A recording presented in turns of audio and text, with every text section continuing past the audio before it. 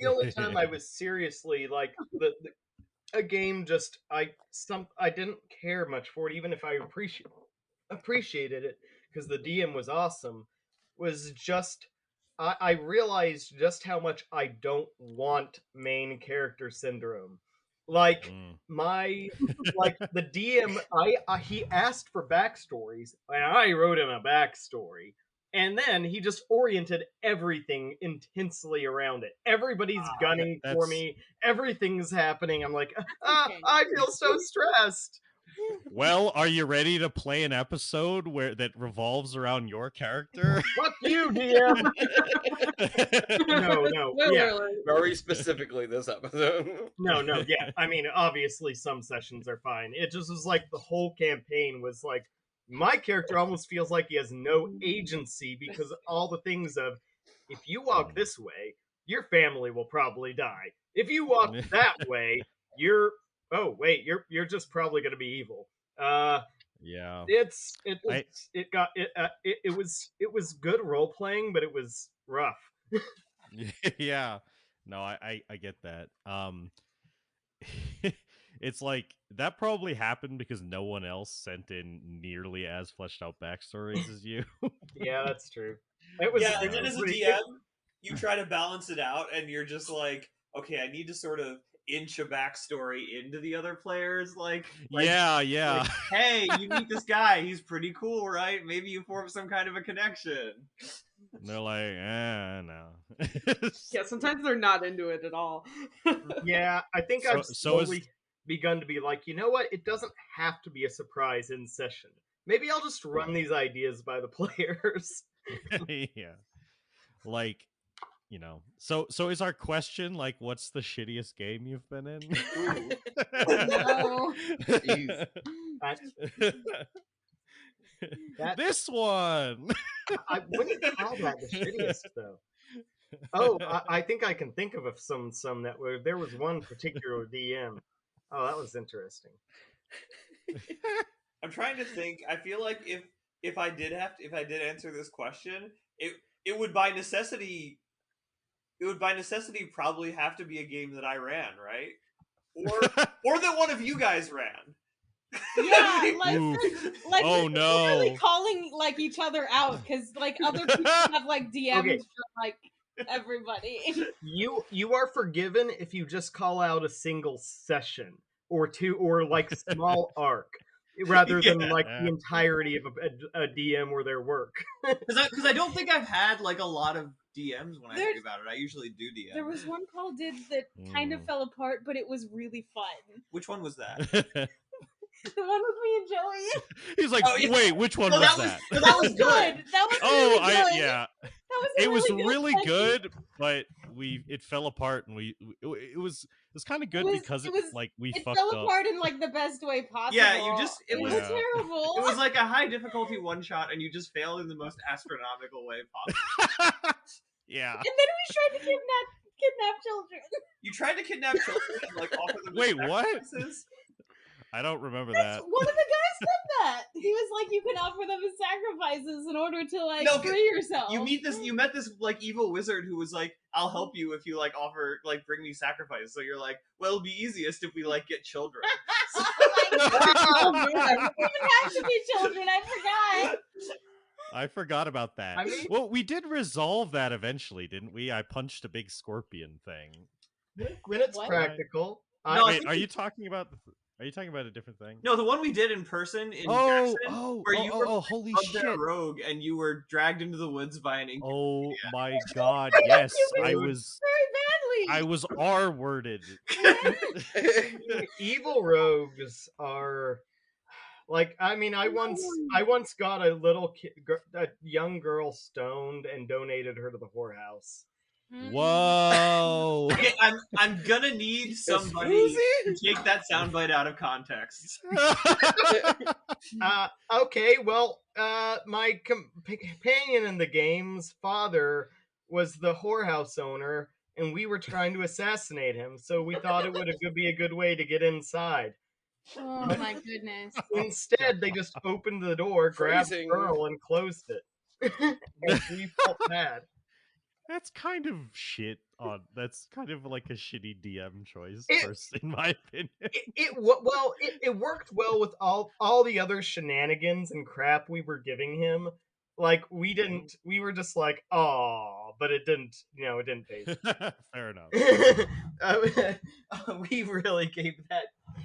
We completely ignored his plot to try to assassinate the father, which could have ended in this recession or two, except his father was wily and kept escaping our grasps.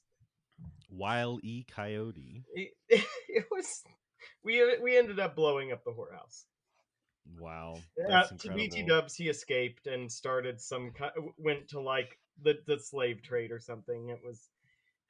Yeah, yeah. It's okay. We almost went to go do him, but I ended up killing the other player. So Okay, I have an answer. I have my answer, and there might be Okay. a worse one than this somewhere. Like, I'm not digging through the annals of every single D&D game ever, but one of the worst DMing experiences I've ever had was one of those one shots. I used to run one shots that we like invited a lot of people to because there were a lot of people who wanted to play D&D and not enough people who wanted to DM. So Yeah. there were like, I feel like I ended up being surprised or something, and there were like 8 people or something like that, Holy. and it was like a mystery in a haunted house, Oh my and gosh. everybody was talking the entire time, and they were all like doing things in different rooms. mhm. And- Oh, I've heard you talk about this before. That was really actually. fun, but it was chaos, like to DM. Yeah. I think that's I'm one so of- sorry. That's one of the few times where I legitimately was just like almost stopped it because I was so annoyed at the players. I'm gonna say I think I'm at sorry that I every contributed. at some point I have done everything that a bad DM does. Yeah. Like, okay, I definitely had one of the worst ones I did was one of those sessions of fighting an illusionist where you walk into a room and you see a bright light and then you look and say, oh, it's a crystal above. What they don't know is that they were instantly like put to sleep and now they are hallucinating and they go through this dungeon and it slowly kills all of them. And they're like, crap, I'm dead. But when they all die, they wake up in another room and start all over again. And it was really boring. And I ended up one of the players just kind of managed to keep going while the others were waiting, and it was annoying.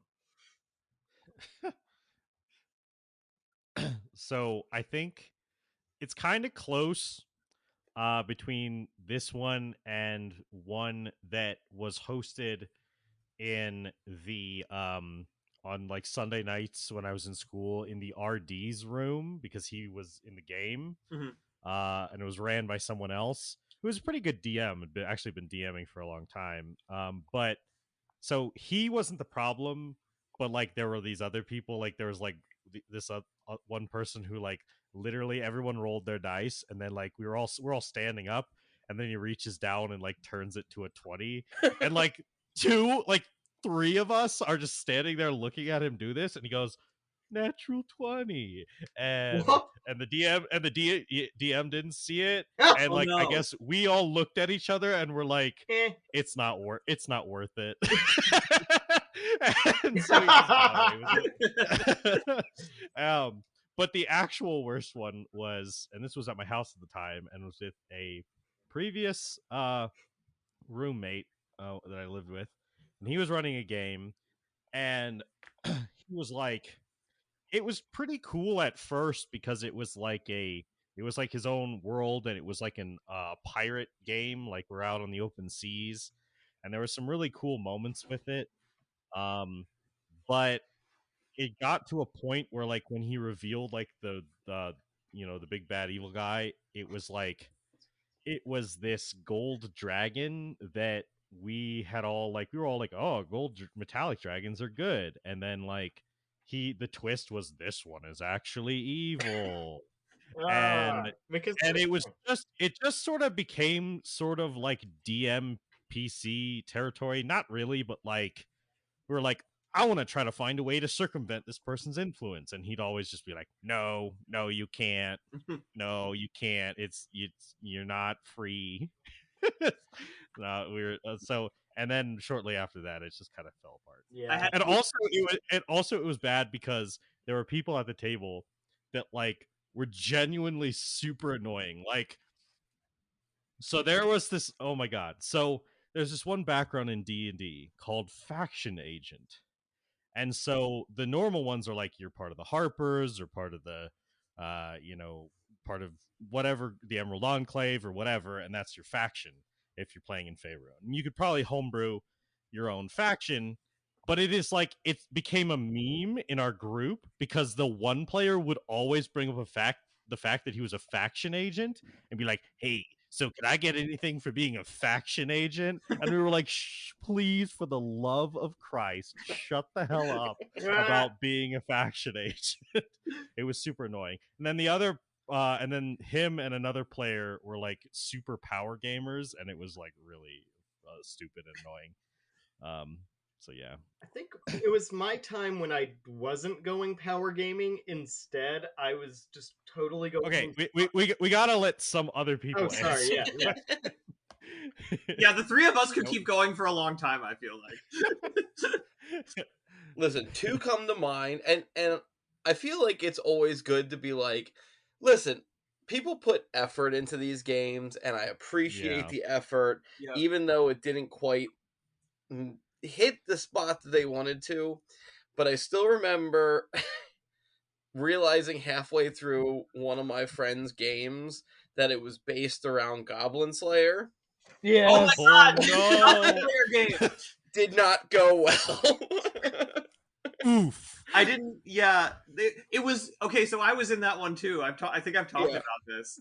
Yeah, our friend had read Goblin Slayer, and I wasn't familiar with the series. So anyone who is, you can fill in the blanks. But I want to, in addition to that, I want to add that like each of us brought two characters, and like all of us lost one character.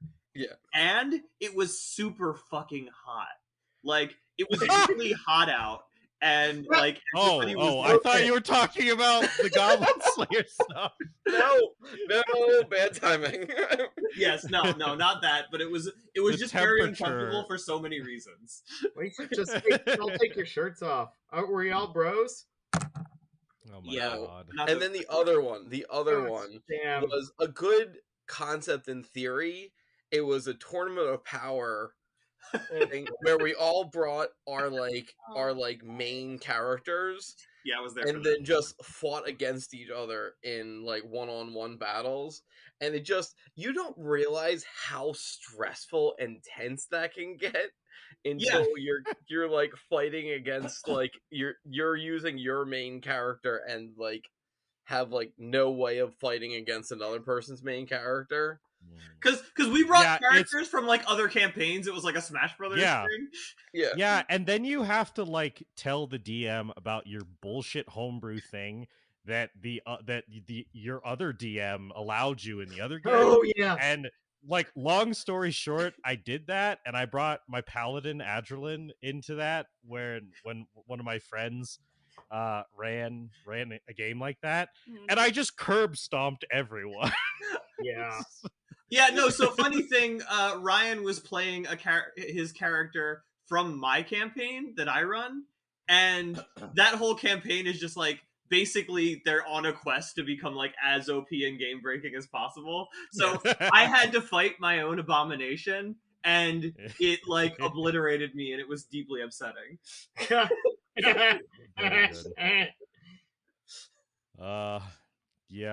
I guess.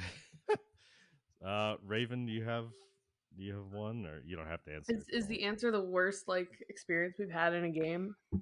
Yeah, I guess so. Game. So I've only been in like a very small handful, and 90% of them were falls. Hit me. So, and no, none of my bad experiences were with him. So before you ask, it was with one of the only people that wasn't Paul that ran a one shot. And Paul and Chris probably know what I'm talking about. They spent so a character was deeply shitty to the party, then fucked off on his own, And DM, instead of like punishing that character, decided to spend the next 30 minutes following that character while the four of us just sat around and listened. It's true. Yeah. My character was plotting to murder his character as soon as they appeared again. Yep. Very good. Yeah, that was bad. Yeah, that's all I got. Well, I mean, that one's a pretty bad one. well, hopefully, dogs. Got that dog in him. Yeah.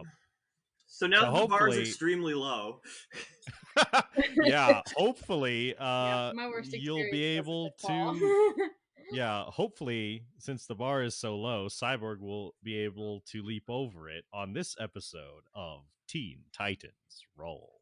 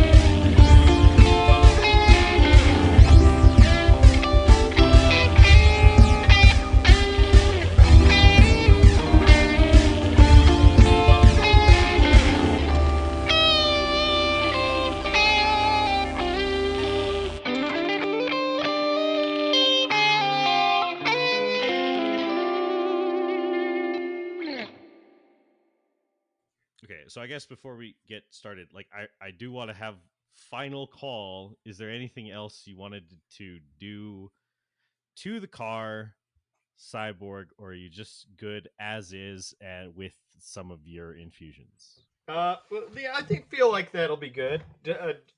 Putting in a little bit of jump and maybe the jump and considering a little bachelor pad back there so people can take a nap. Okay, so just like an extra dimensional portal Yeah. to like extend to make it like the inside of it like a van. Yeah, basically.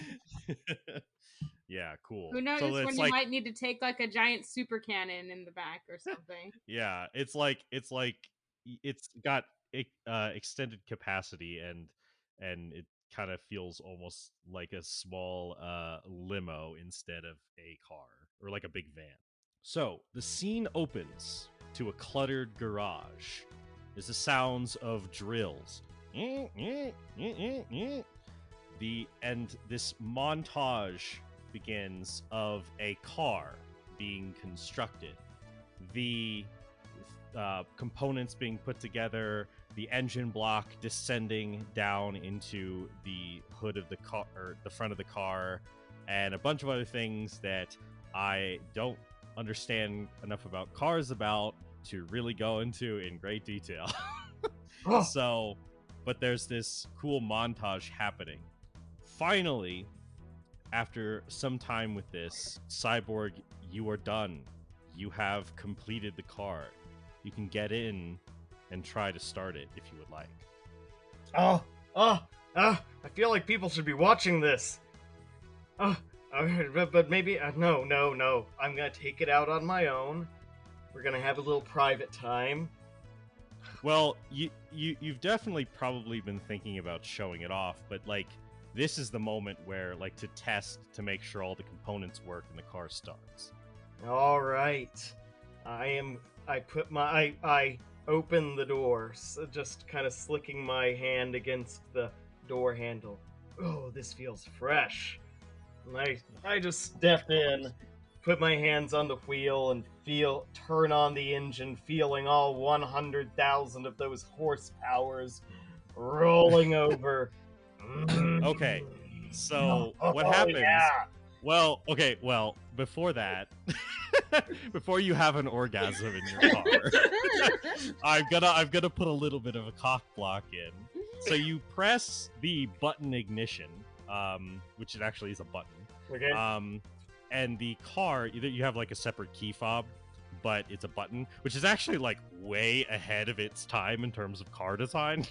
It's like by like 10 years at least. And the car does not start. And you begin racking your brain about what could be going wrong. Like what did you miss? Like this thought bubble comes up and you're like, okay, this, and there's like all these components that like you're filing through, and you're doing math in your head, and you're thinking about fuel injection and a whole bunch of stuff. And then you realize, oh yes, the whole design principle around this is the integration with your own systems. Getting as close as you can, or at least for now, to putting your own heart and soul into this car. And you know that the final component is a connectivity chip to your operating system that you need to slide into the disk insert in front of the car. Okay, so I take this cable that's kind of stuck to the back of my head. Well, it's like it's in your chest. It's in your chest. I'm trying to avatar the shit out of this. Okay, I get that, but you would know that like a hardline connection wouldn't be as efficient when you're outside of the car. That's fair. So you pop open this compartment in your chest and you take out this blue this large like motherboard chip. It's got like glowing blue components, and you slot it into this one area that an uneducated person would probably think is like the CD area, but it's not. It's a secondary thing. And now you can start the car again if you would like. Yes, I will. You hit the button, and it goes. Oh, it almost scared me there for a second. Oh, it's so powerful. Oh gosh, these It's horses alive! can rake me over the coals. What is with it? Okay. Oh, okay. But now that you're over the initial fright, you just can't get over the beauty of that sound. Oh, holy satanic mother of Slade, this is awesome. Oh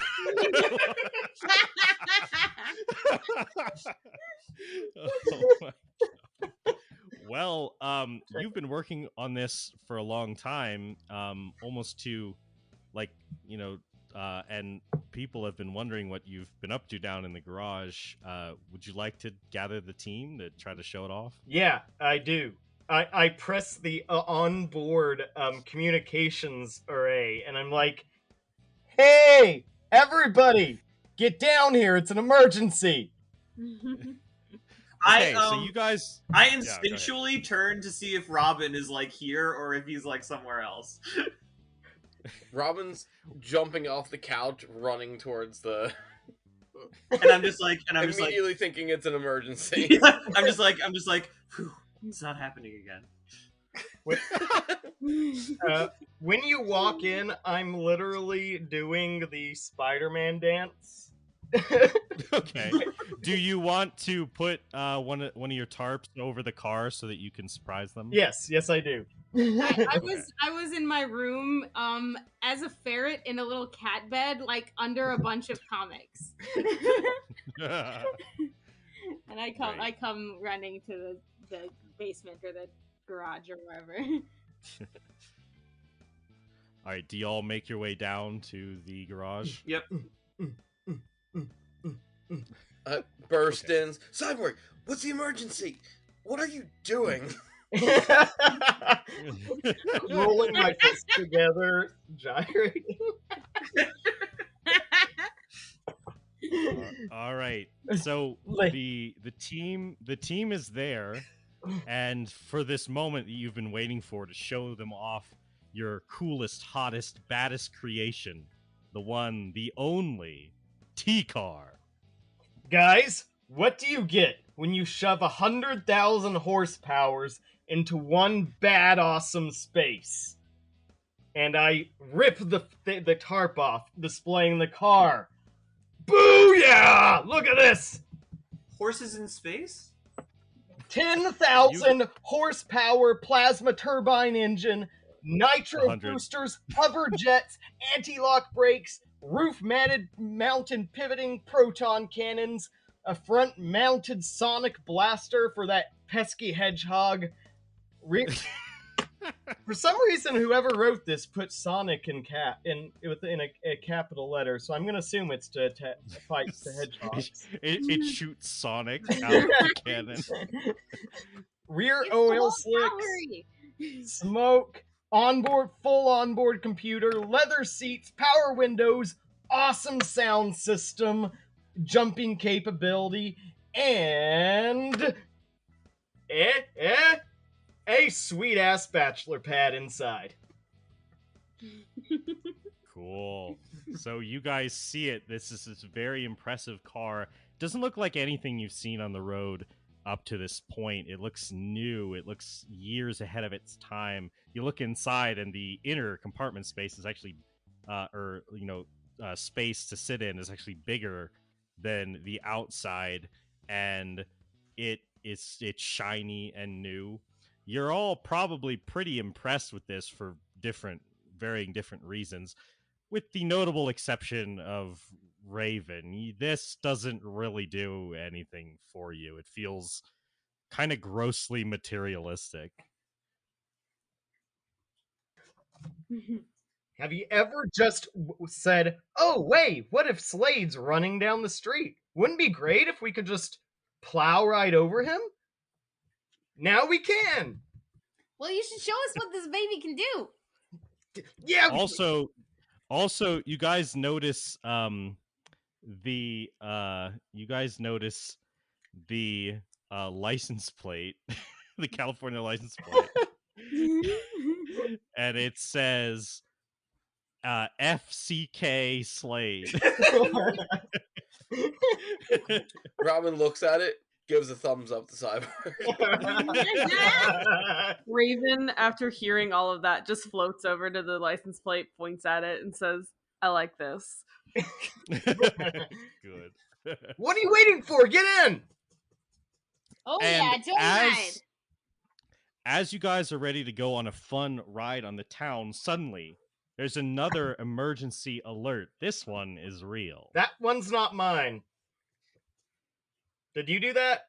I look at Beast Boy. I don't think so. Crap. I mean, booyah! We get to test drive this thing. What's the emergency, Robin? I pull out the communicator.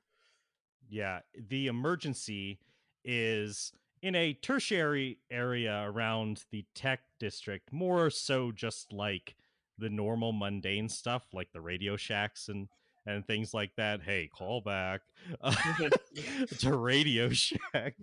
Sponsor us if you can. They're dead. Sponsor us if you can from the grave. They have about as much money as the podcast has.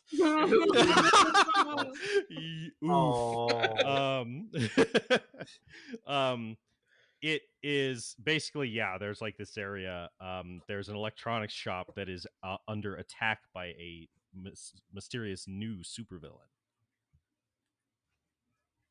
I'm down. We're going to the tech district. Let's go, guys. Can we do? Guys our movies are in danger. Can we do the Tokyo Drift as we drive? We will do all the drifts. All right.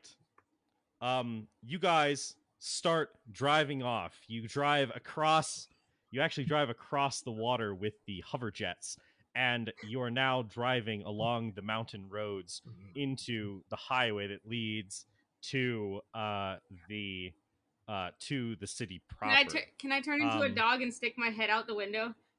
Yes, absolutely. I'm glad I don't even have to bring it up. Oh, yeah. You start doing that. Now, Cyborg, you quickly start realizing that driving in the car with the whole team is maybe a little more stress on you for your baby, your new car, than you thought it would be. Yeah. So it's kind of to like what's going on with everyone, and you can react however you would like. But the mental kind of situation for you guys is like, Raven, you actually find this drive in this vehicle kind of a little too slow and uninterested compared to the experience of flying, and it just doesn't really drive for you. Yeah. Can I get out and fly? Is that an option?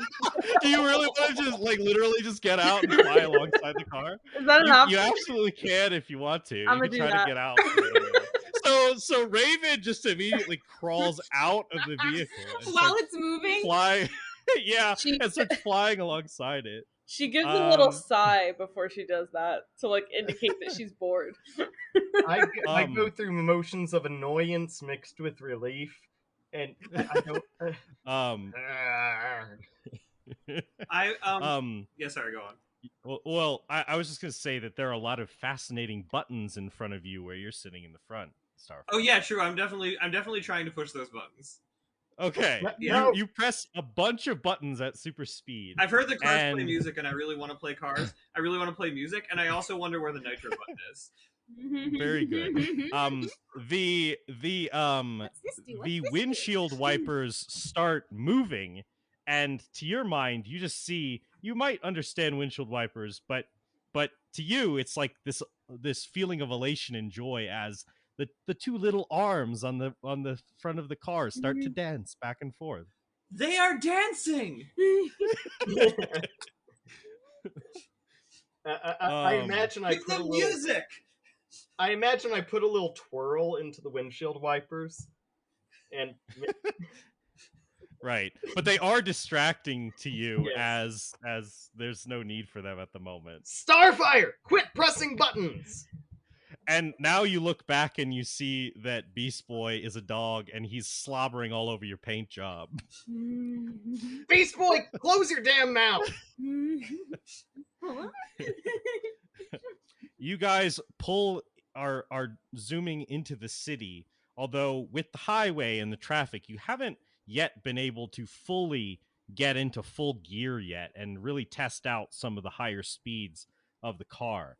Now that you guys there's a little less traffic, Cyborg, you see that there might be an opportunity to do that. All right, you guys want to see what this is made out of? Raven, you're gonna have to catch up. Robin, this is the point when you notice that you guys are like the location of the emergency is right up ahead. I push my finger towards the nitro. Wait. Yeah, so it's right. It's right there, Cyborg. It's right there. We don't have to go very far. It's like a block up ahead. I hit the nitro. No! I start screaming.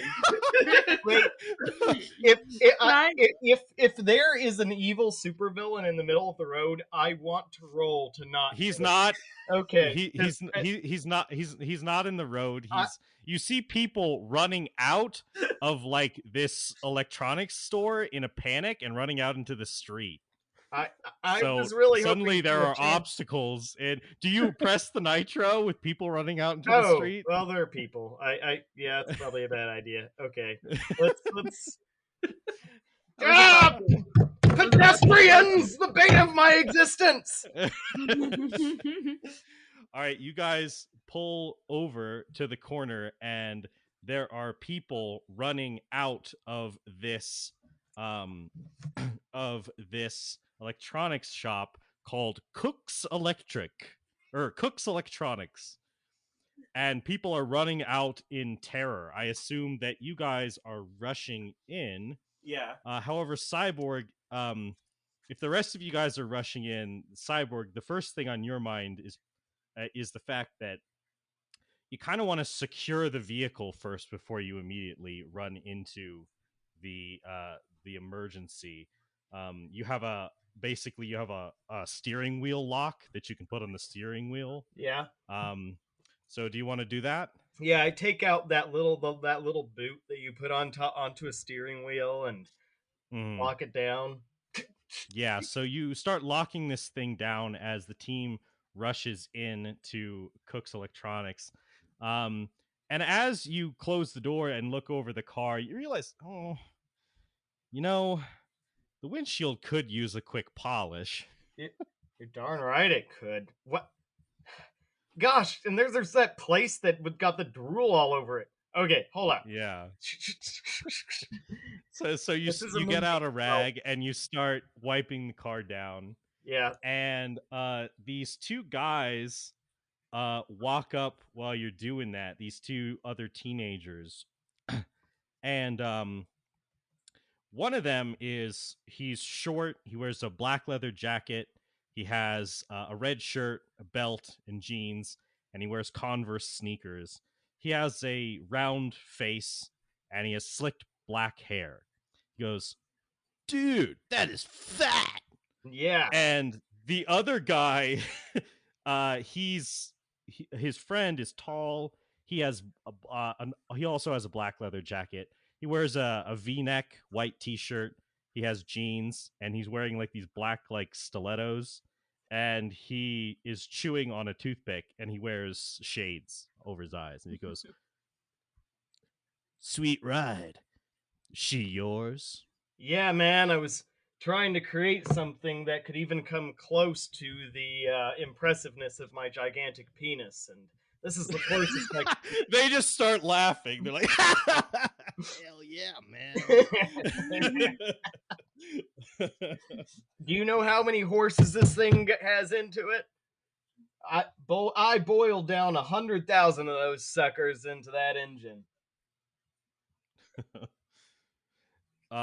At this point, as the rest of the team, you guys are rushing in. Like some of you, especially Raven, I would say probably first with your high passive perception, would realize that Cyborg is lagging behind.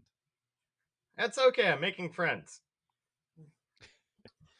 It's Black Buzz Apocalypse. So, like, how did any of you react to the fact that Cyborg is lagging behind? He's not following you guys right away. I don't notice. I'm focused on getting in there and stopping. I tell the guys, man, this baby, you know I'm a crime fighter. This thing is like the ultimate police vehicle. I mean, you've seen what they can do. Mine can do it all. Cyborg, can you not drive your vehicle into the store? Oh, It- God. I like your thinking, Starfire. I mean, you will definitely probably damage it if you crash it through the front of the store. But not today. I'm going to keep that one in reserve. All right, gentlemen. Watch the master fight himself some crime. And I pop an enlarge spell and just go up a size category. Whoa. And, Cool. And then you run in after the team. Yeah, I start walking that way. So inside, you see this large mass, this humanoid shape. Well, it's the size of a man, but is made out of energy, this like flowing electrical blue energy. And he grabs a bunch of appliances off of a shelf, and he starts draining the energy from them to such a point that the appliances literally dissolve. And he goes, "Foolish biologicals, overload will destroy." Stop! Stop! Stop in the name of overwhelmingly great technology. So, there's this villain in here.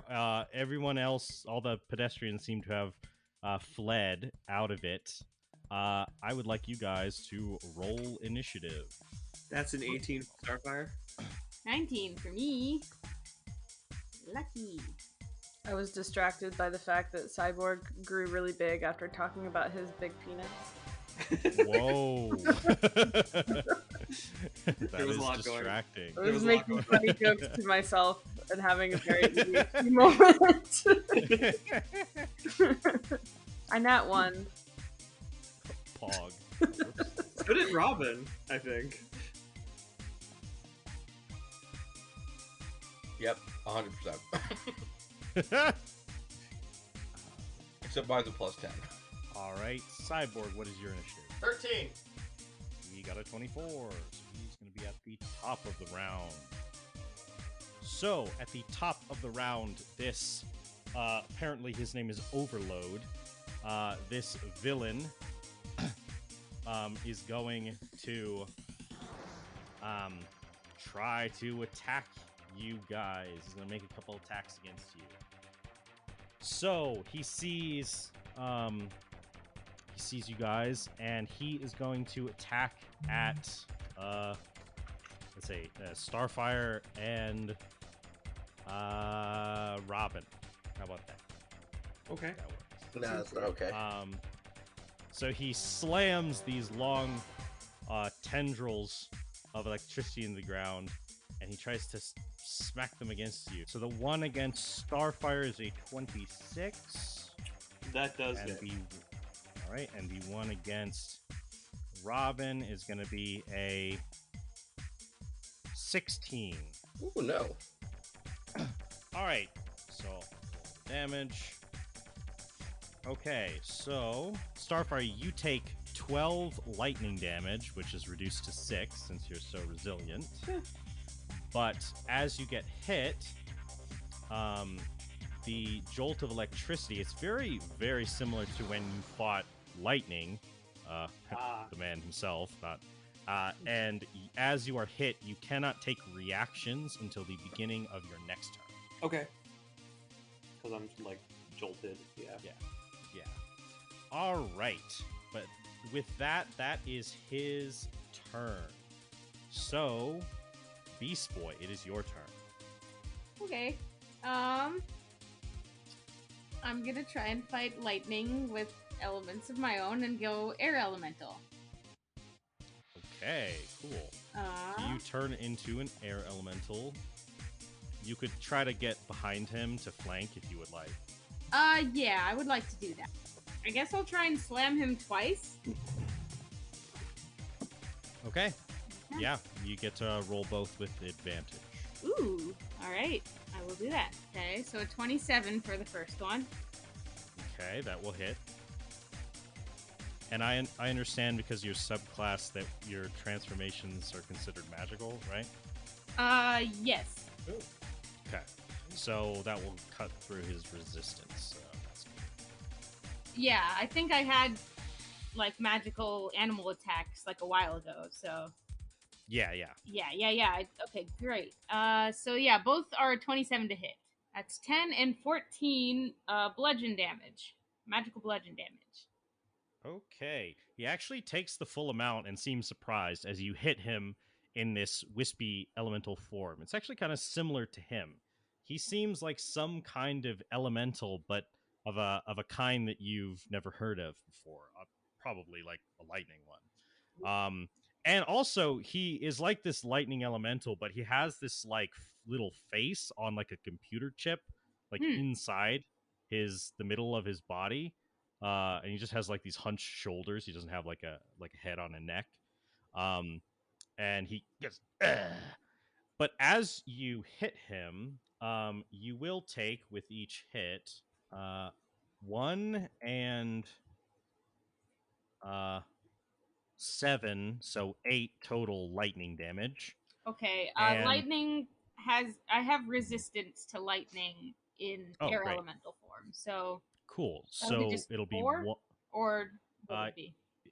It would be 1 because you can't reduce 1, Yeah. and then I think it would be 4. Okay, cool. Or wait, Wait. no, hold on. I think it's 7 divided by 2. It'd be 3. Well, I take the 1 and... Yeah. Oh yeah. So 4 total. You're 4 correct. total, Sorry. yeah. All Gotcha. right. Cool.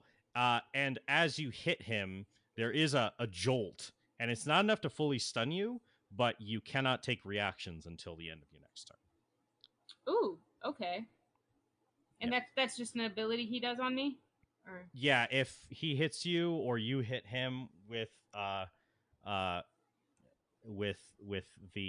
ability, then you get shocked a little bit, and you are inhibited just enough to where he can like run away from you without. Oh, okay, cool. So, Cyborg, it is your turn. All right.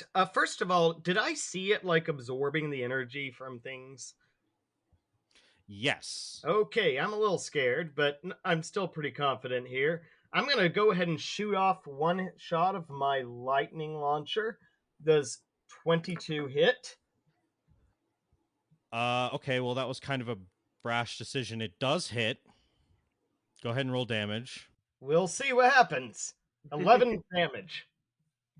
Okay, you shoot him with the first one. Are you just rapid firing, shooting two in a row? No, I went ahead and shot one, and then we're gonna wait to see what it does before I just roll the next All right. one. So that was 11 damage. Yeah. As you hit him with the blast of electrical power, he absorbs the energy. It does not seem to damage him at all, and in fact, he absorbs the energy and seems to heal for the proportionate amount. And he grows in size to the large size category. He started as medium, and now he is large. And his reach seems to has increased about 5 feet. Oh, And he goes, no. That's the good juice. Shit. I just start backing up. It absorbs everything. But I don't go out of the store, but I definitely like back up as far as I can to the back side of it. Is this about the amoeba like version of the origin story that you're talking about? No. Okay. Anyway, all right. Do you want to do a second attack if you have one, or is that it? The only other one I would really have that would be appropriate would be a melee attack, unless I can do my boom, the big boom, my Mr. Boom Boom. And no, that's too big for. And yeah, no, I think I'm going to stop and reevaluate. Okay. All right. Robin, it is your turn. Wait, hold on. Has Starfire gone? Starfire has not gone. Yeah, you were supposed to. Yeah, no, sorry. You were supposed to go before Sam. Well, I'm so sorry. Whatever. Also worth noting, because of my large size, I pumped in an extra 1 point into that. Oh, okay. Great. He heals another 1 point. Yep. Okay, so then, time-wise, is this occurring after or before? So this is occurring just before he shoots the lightning bolt in. So you actually haven't seen the lightning bolt. Okay, alright. Yeah, that changes my decision a little bit. Okay, I am just gonna, can I safely cast a fireball at him? Well, he occupies a, well, so he's large at the moment. Well, no, he hasn't grown yet, actually. He has not grown yet, so he would be here. And then I guess Beast Boy would be behind. So if I cast it, right diagonally from him, or if I cast it right next to him like that, would that work? Well, Fireball is a... What is it? Fireball. 20-foot, like 20... sphere.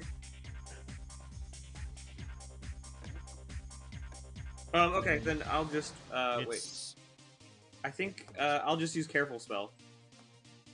Oh, hell yeah. Cool. Yeah. So I'm going to use my sorcery points to do Careful Spell. Then I raise my arms over my head, create a big green spirit bomb thing, and hurl it at him. Okay, so this happens first, then. You hit with this blinding light, and everyone kind of like, you like put your hands over your eyes, Robin and Beast Boy. You're like, oh god, we're about to die. But the damage washes over you without, the light washes over you without hurting you. It seems all the damage is concentrated on him. Now, the interesting thing, the radiant damage does not seem to heal him. However, he does absorb it in some capacity, and it does not do damage to him as he increases in size. Okay. So it actually increases in size earlier than he did the first time. Okay, so I'm not even rolling for damage, or? No. Okay. He ate it. He's like, that energy isn't quite what I prefer. but it'll do. And then I assume, well, now, I mean, I guess events have switched around a little bit. Do you just want to stick to what you did before, Cyborg, and shoot him with the lightning? Oh yeah. I mean, yeah. Just assume I did as before. All right. So you did as before. Now, Robin, it is your turn. So watching this, is Robin right up close to him like that? Yes, because he would have moved forward to you, and he made an attack against you and Starfire. And then Cyborg is 15 feet that way. Yeah, I assumed that. I mean, Cyborg can be wherever he wants, but he used a ranged attack, so I had assumed you'd want to be at distance. Yeah, and I'm backing up to the back of the store. Like, as yeah, far he starts backing away. Yeah, this doesn't look safe. All right. How big is this store?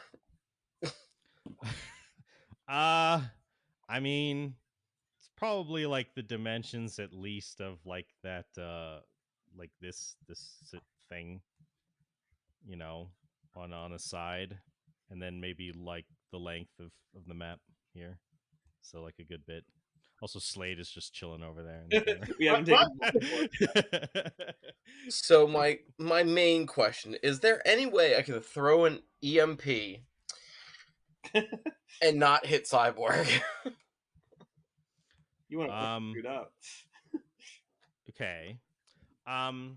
It's a 60-foot. So you're asking me about that. So I would say, now I need to understand the science of electromagnetic pulses. Okay, we're going into quantum physics, guys. Because listen, like, you know, solar flare happens, and like, yes, that's happened and knocked out like the power grid of Canada, but it didn't like kill anyone who ran like I don't think it like got rid of transient electricity, is what I'm saying. Like I don't think it like I don't know. I don't understand science well enough, but what I'm saying is that I don't think that like he is like living lightning. He's not like a machine that runs on electricity. He's got a circuit board in his face. That is true. That is true. That's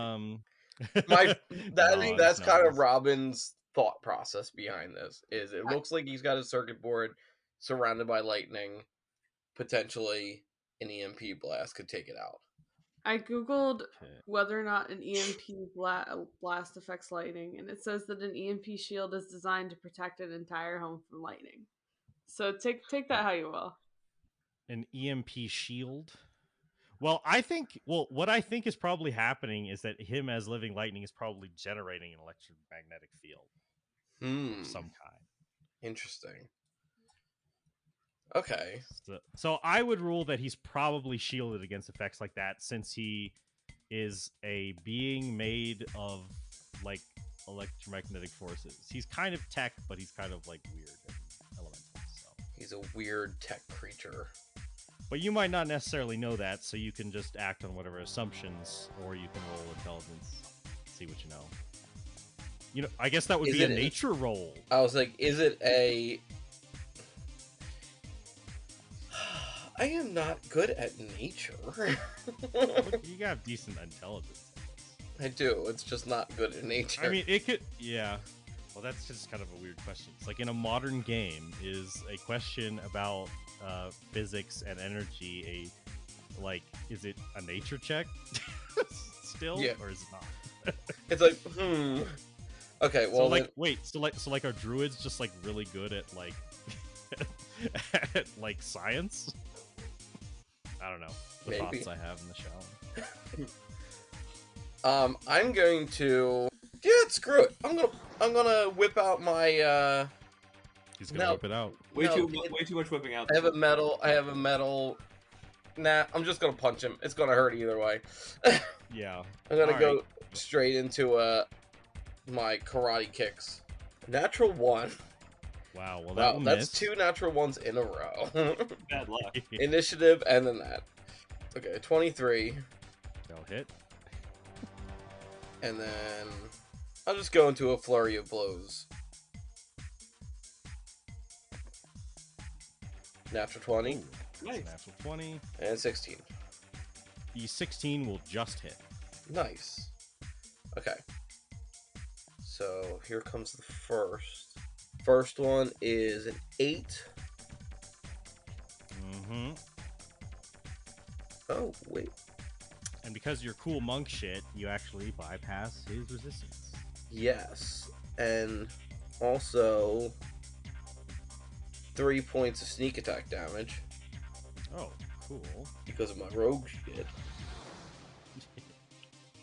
And then my crit is a 12. And then my last one is a 10. So altogether, that is 20, 33. So each one that hit, like how many hit again? 3. Was 3. So for each one that you hit, you take 1d10 lightning damage. So I'll just roll that as 3d10. You take a total of 14 lightning damage, and you can't take reactions until the start of your next turn. Okay, I'm still. You said 13? 14. I am going to extract aspects, though. Okay, very cool. As you feel it burns, there's a jolt of burning pain in your nerves, but you manage to extract that energy and sense the flow of the energy within this form. Oh. So, all right. So it gives you the. No, go ahead. I didn't think about it because he's lightning. Can I throw in a stunning strike? You can try, yeah. Yeah, let's try one stunning strike in there. All right, so he has to make a con save. Yeah. Rolls a natural 20. Okay, well then extract aspects. Okay, so extracting aspects may well inform your attempts in the future. All right, so that gives resistances, immunities, and condition immunities. Is that correct? Yes. Okay, so his damage resistances are bludgeoning, piercing, and slashing from non-magical attacks. And he is immune to fire, lightning, poison, and radiant, and thunder damage. Damage vulnerabilities? He doesn't have any damage. Well, okay, so this is the interesting thing. Well, this is a question about, would this give you the answer? Well, so there's a moment where you, like, utilizing the information that you get. Well, I'll go through his condition immunities first. So he's immune to being from exhaustion. He can't be grappled, paralyzed, petrified, poisoned, made prone, restrained, or unconscious. However, he doesn't have any explicit vulnerabilities. However, as you're drawing from the energy and understanding it better in an esoteric sense, the intellectual side of your mind also starts remembering things about science. And you compare the two forms of information, and you realize that while he's not explicitly vulnerable to it, that if a source of water were to hit him, he might short out. Interesting. I'm just going to shout out all these things to the group. Okay. All right. That great food and water spell that I didn't prepare could actually be useful. Yeah. And then that'll be the end of my turn. All right. So now it is Raven's turn at the bottom of the round. From all the information that we've gathered, if I were to make a spiritual weapon, would that theoretically hurt him? That is force damage, so yes, that would hurt him. Also, you just heard Robin yell out that he might short out if he's hit with water. Yeah. And you do notice there are some sources of water throughout the store. With your passive perception, you would easily see all of them. Oh, well, in that case, I'm going to go with that. All right, so the things that you notice is that there's a few water coolers around, for like people to get drinks. There's the sprinkler system, so you could probably like pull the sprinklers off off, and they would like all go off. And there is actually outside the front, you saw a fire hose for some reason, like attached to the front of the building. Like it was not you you were kind of confused and made a mental note of it because it was not like a typical thing to be just in the front, but it seemed like there was like a rolled up fire hose and like like and like hooked up to the wall, like for one of those emergency, like you know, if you ever see a building and there's like a water connection like for fire departments to connect a hose to. Yeah. It seems that whenever there was the last emergency around this area, the fire department must have just left the hose attached. Interesting. So are we? Is our villain guy inside at the moment? Yes, you guys are inside the building, but the entrance is not too far. Okay, I'm gonna call out to Cyborg and tell him that there's a fire hose outside and to run to it. All right. He seems the most equipped to do that. And then I'm gonna shoot off the sprinklers because that sounds the most chaotic and fun.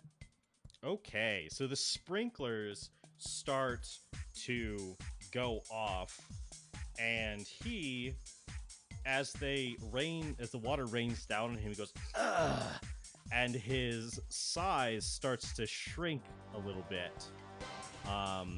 And he seems to be getting hurt as like his form just sort of like jolts, and then like it's like the energy is fighting against the influence of it, but it ends up like he shrinks back down to his regular size, and it seems to be actively hurting him. Yeah, shrinkage is a bitch. Oh my god. Calculation is specific. It's the fire elemental thing, but I'm not going to do that for like sprinklers. I'm just going to give him a good chunk of damage. Okay. So if you were doing that with telekinesis, then that would be your action. But I think you can do spiritual weapon as bonus action if you still want to attack him that way. Is it a cantrip or is it a spell? I think it's a spell, isn't it? It is a spell, but you can do like telekinesis like free. As a bonus action? Well, telekinesis was the action. I think spiritual weapon's a bonus action. Yeah, but I think spiritual weapon is a spell. Yes, but you can still do it. Yeah, but I have 2 spell slots, so I'm gonna save them. Oh, fair enough. Fair enough. All right. Well, in that case, it would go back up to the top of the round. He is hurt. Now Robin can't take reactions. And Starfire can, but he will try to move. He'll take more damage. Either, right? Well, it was until the start of your turn, so I think you can. Cool. So I can slug him then. So you can slug him as he tries to move away. Okay. I'd love to find out if I'm capable of hitting him. So. Punch lightning. I've done it before. It's true. Also, he will take some more damage from his from the sprinklers on his turn. That's a 28 to hit. Okay, 28 is Yep. that will hit. That does hit. Okay, good. All right. Yes. And that's 14 damage. Okay, and that is he is resistant, so it's 7. So my punches aren't magical, right? No. Okay, darn. I gotta fix that. Yeah. The Bigby's hand is a great combo. Yeah, but, yeah. So you could do that, and also you have another attack, but you will take 2 lightning damage. But yeah, this is just an attack of opportunity. This isn't my turn. Oh yeah, no, you're correct. Sorry. So, I'll take So one he lightning runs. damage. Yeah. Yes. Well, yeah, I think so. So he runs over to another part of the store, and his form shifts, and he occupies this like big this speaker. Like there's like some like some speakers you'd put in your house or next to your TV or whatever. And the speaker grows in size, like it grows really big, and then he unleashes like a booming blast of thunder energy, over at Robin and Starfire. Like it's like a cone type situation, like 50-foot cone, big booming like energy. Oh, So go ahead, you two, and both give me Constitution saving throws. okay. 5. Okay. So you got a 23, and Ryan, you got a 5. So I think that means both of you will take half the damage. Okay. So that is going to be 12 thunder damage for the two of you. It's not that bad. How low was So- the DC? So that's 6 for me then?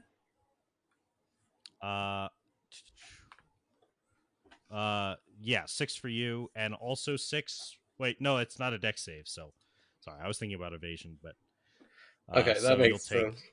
yeah, you'll take 12 thunder damage, and you will take 6. Okay. All right. Now it is Beast Boy's turn. Okay. As an air elemental, I'm going to fly up to him. I can fly 90 feet, so I can reach him. And I'm going to shift into a water elemental and fall on top of him. Hell yeah. This, no, God. I could get specific, like literally Matt Mercer ran into the same problem where it was like, what does a fire elemental and water elemental do to each other when they hit each other? And it was like, I don't know. It's also a weird question because it's like how many gallons? Because like the fire elemental takes like 1 point of cold damage, like per a certain metric of for every 5 feet the elemental moves in water, or for every gallon of water splashed on it, it takes 1 cold damage. This damage cannot be. Well, no, that's new. But anyway, yeah, I'm just gonna say that I'm just gonna let you have. Well, How about this? I don't know what you want to do with this, but I was going to use my whelm attack to basically engulf it, and it needs to make a strength saving throw. Right. I would say now there is like the water is like getting like really charged. I would say you would take a little bit of lightning damage, but you're in a form, you're a decent amount of lightning damage, but you're in a form that like doesn't matter, right? Because it'll just go to your form. But I think with that kind of overwhelming thing, I'm just gonna rule that you just like completely short him out. Like he falls to the ground, and he's not. Well, his body is like really small and frail now, and as he's just like quivering on the ground, like, and he's like really wet, and so he's like his form tries to like grow, but it just keeps like shorting out because but he is it seems that the water damage doesn't kill him if he takes too much of it, but it like has placed him in an inert state where he actually can be restrained but with some non-conductive material if you guys want to. Yeah, so can I pick him up in my water elemental hands? Yeah, he's like, ugh! And as a water elemental, I'm just like, what do I do with him? So, Robin, you see there is a big rug on the floor, and that wouldn't be conductive, especially if it were also, well, yeah, it wouldn't be conductive if you rolled him up in that, and you would be able to restrain him that way. Let's roll him up in the rug. The rug? Thumbs up. It's unconductive. Okay, yeah, that could work. Yeah, can I do that, or do I need to wait till my turn, or? Oh no, we're out of combat. Oh, sweet. He's been neutralized. Yeah, I'm gonna put him in the rug, and so before we roll him up, I'm going to also put in one of my extinguishing glyphs in there with him. Okay. And just like trigger it, like if the rug gets unfurled. If he seems like he's like getting bigger or he's gaining electricity, I'm going to detonate it. All right, cool. All right.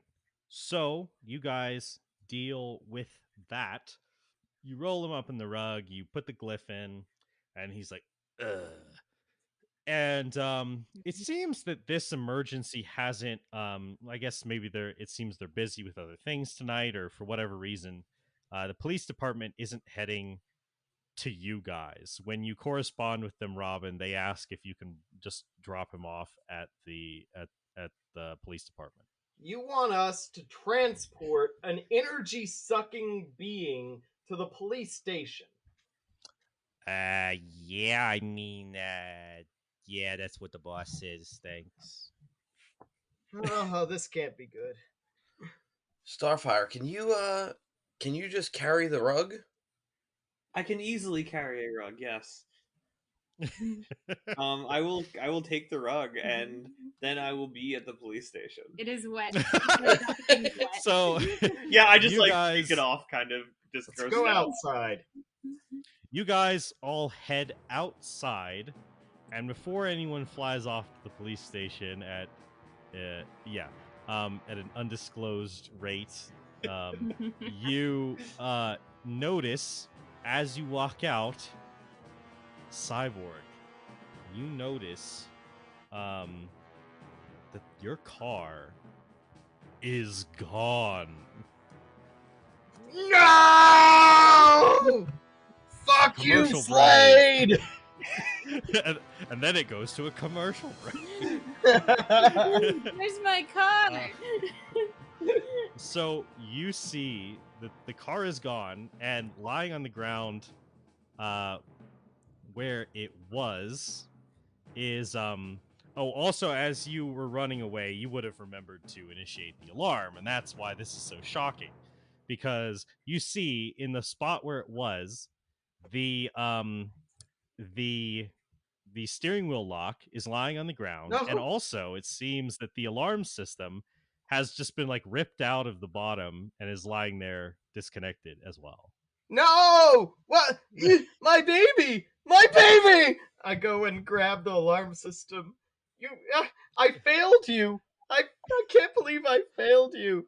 We'll fix you. We'll fix you. And I start eagerly just tinkering with the alarm system. Come on. Come back to life. I look at Cyborg having this reaction, and I look sort of confused, and I just say, "She left?"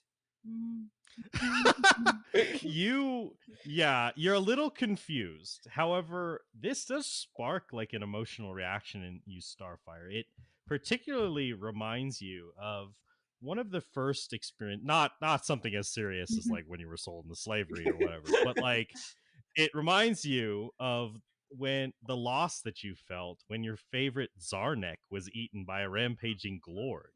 Yeah, and you can't help but remember the fact that, as everyone knows, once your Zarnek has been inside a Glorg, you do not want it back.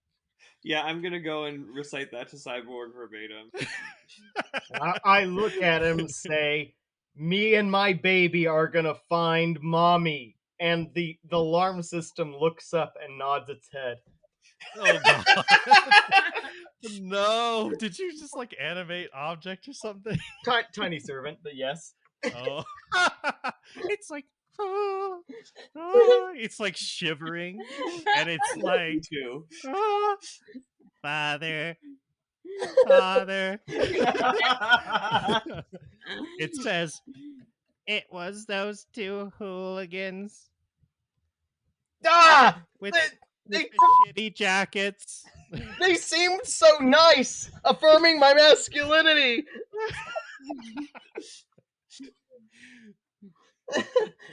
I will have vengeance. Robin, we need to find the car. So you guys, Robin, you realize that like turning a villain into the police department is not so simple as the dispatcher said of dropping them off. You have to submit an incident report. You have to and do all that. So it's not just like Starfire can immediately fly there and just be done. It's like you need to be there as well and like submit the fact that yes, I as the leader of the superhero team was acting in legitimate legal authority and blah blah blah. It's like not super complicated, but it is paperwork. So you realize that you're worried about his car being stolen, but you guys, your priorities might not align. No, Cyborg, no. did you have any kind of tracking system on it?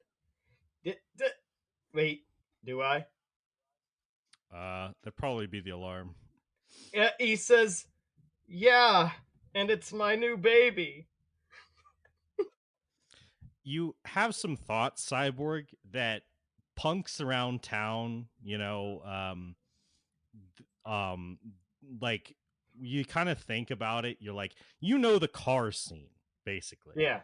And where punk kids might go to try to show off a new ride that they just jacked or bought or whatever. There's basically this big burger place, which is just called Burger. And it's like a burger and shake place with waitresses that ride around on roller skates and stuff. It's like, Robin, you can do whatever you want. I'm going to get a burger.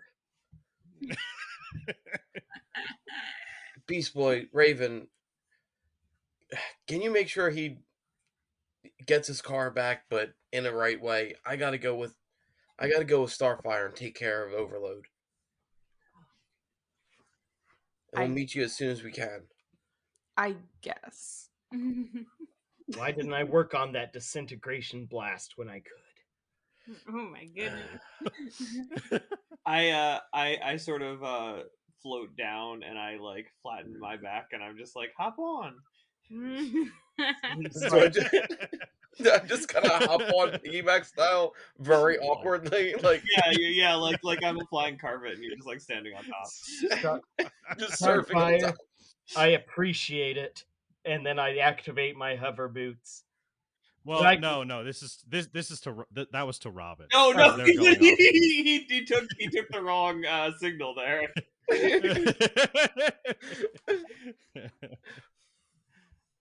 Like, no, this is my ride. Wait, just don't look into it too far. I don't. Cyborg, you can ride me, and I turn into an eagle. I only wish for Robin to stand on top of me. Beast Boy, I ride you all the time. That's why I created my own boots. Okay, so from what I understand, Beast Boy, you want Beast Boy and Raven to occupy or to join him. I will say this is totally a fine in character choice. However, if Charlie needs to dip out soon, it's a good time. Yeah, like so she might go with Robin and Starfire. That's reasonable. So real fast, should I have her carry the thing and me, and then Starfire can go with Cyborg?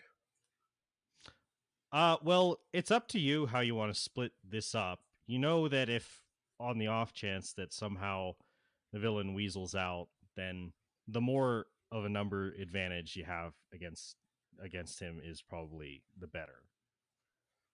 So it's up to you how you want to split the team up. Don't metagame it. I would say beyond like maybe taking Raven on our team. I don't know. Yeah, I would do that, but okay.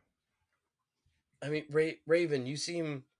I will also say if this becomes like a point of like in-game consideration and like prolonged like discussion by any metric, that Cyborg you will want to leave immediately. Yes, I know will. that the more time you spend, like I'm giving them like 10 seconds before I start stomping off. Right. Raven may also have a pass to stand on top of me.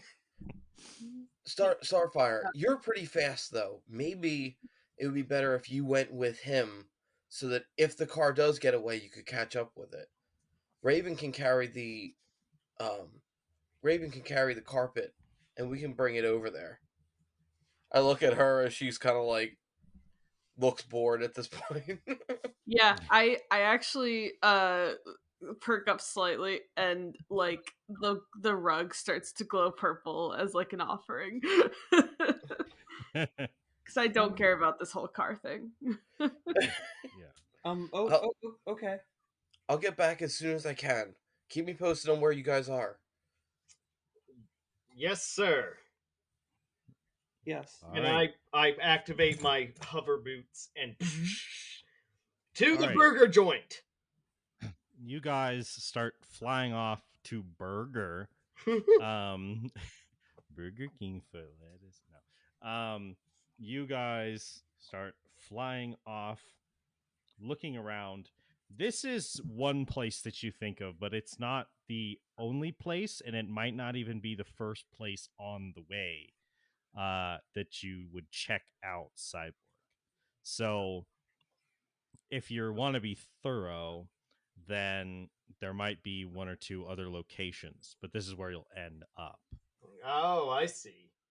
Well, where are the other places?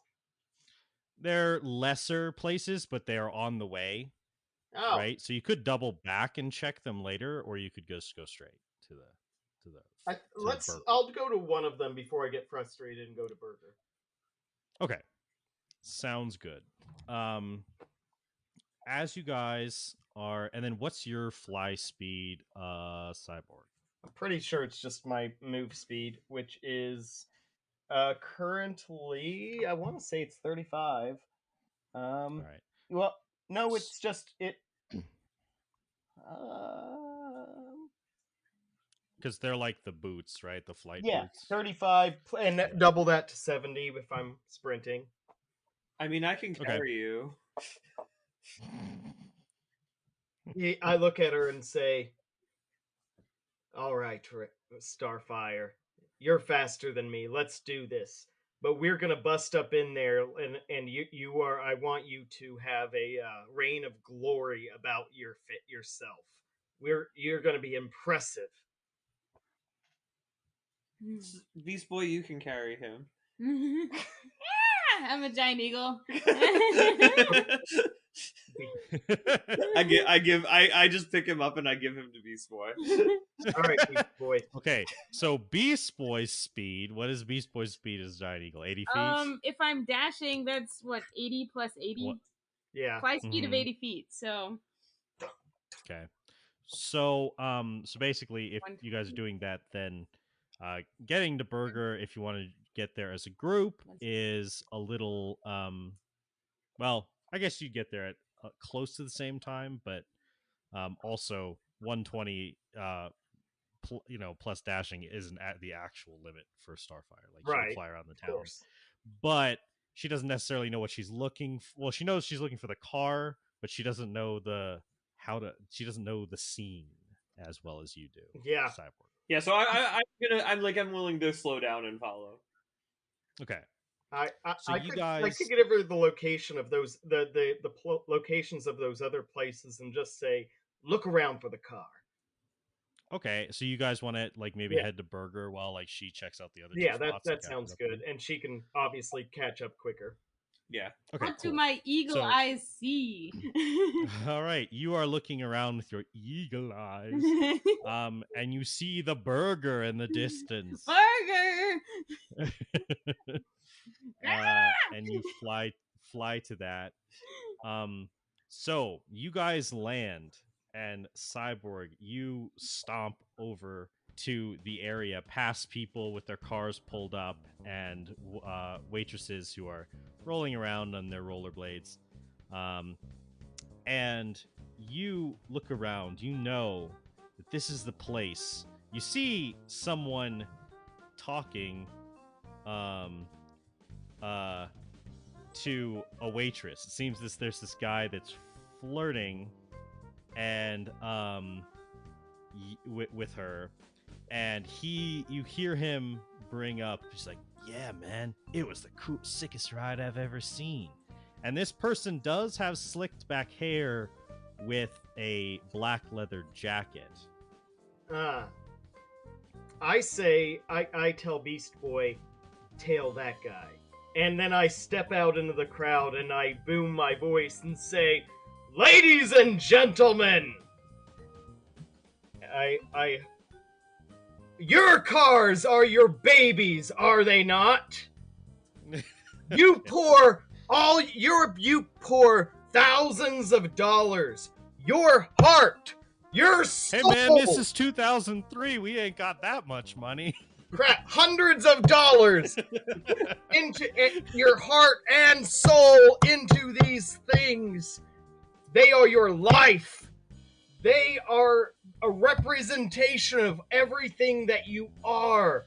And if someone was going to take that, it would be like stealing the soul out of your own body.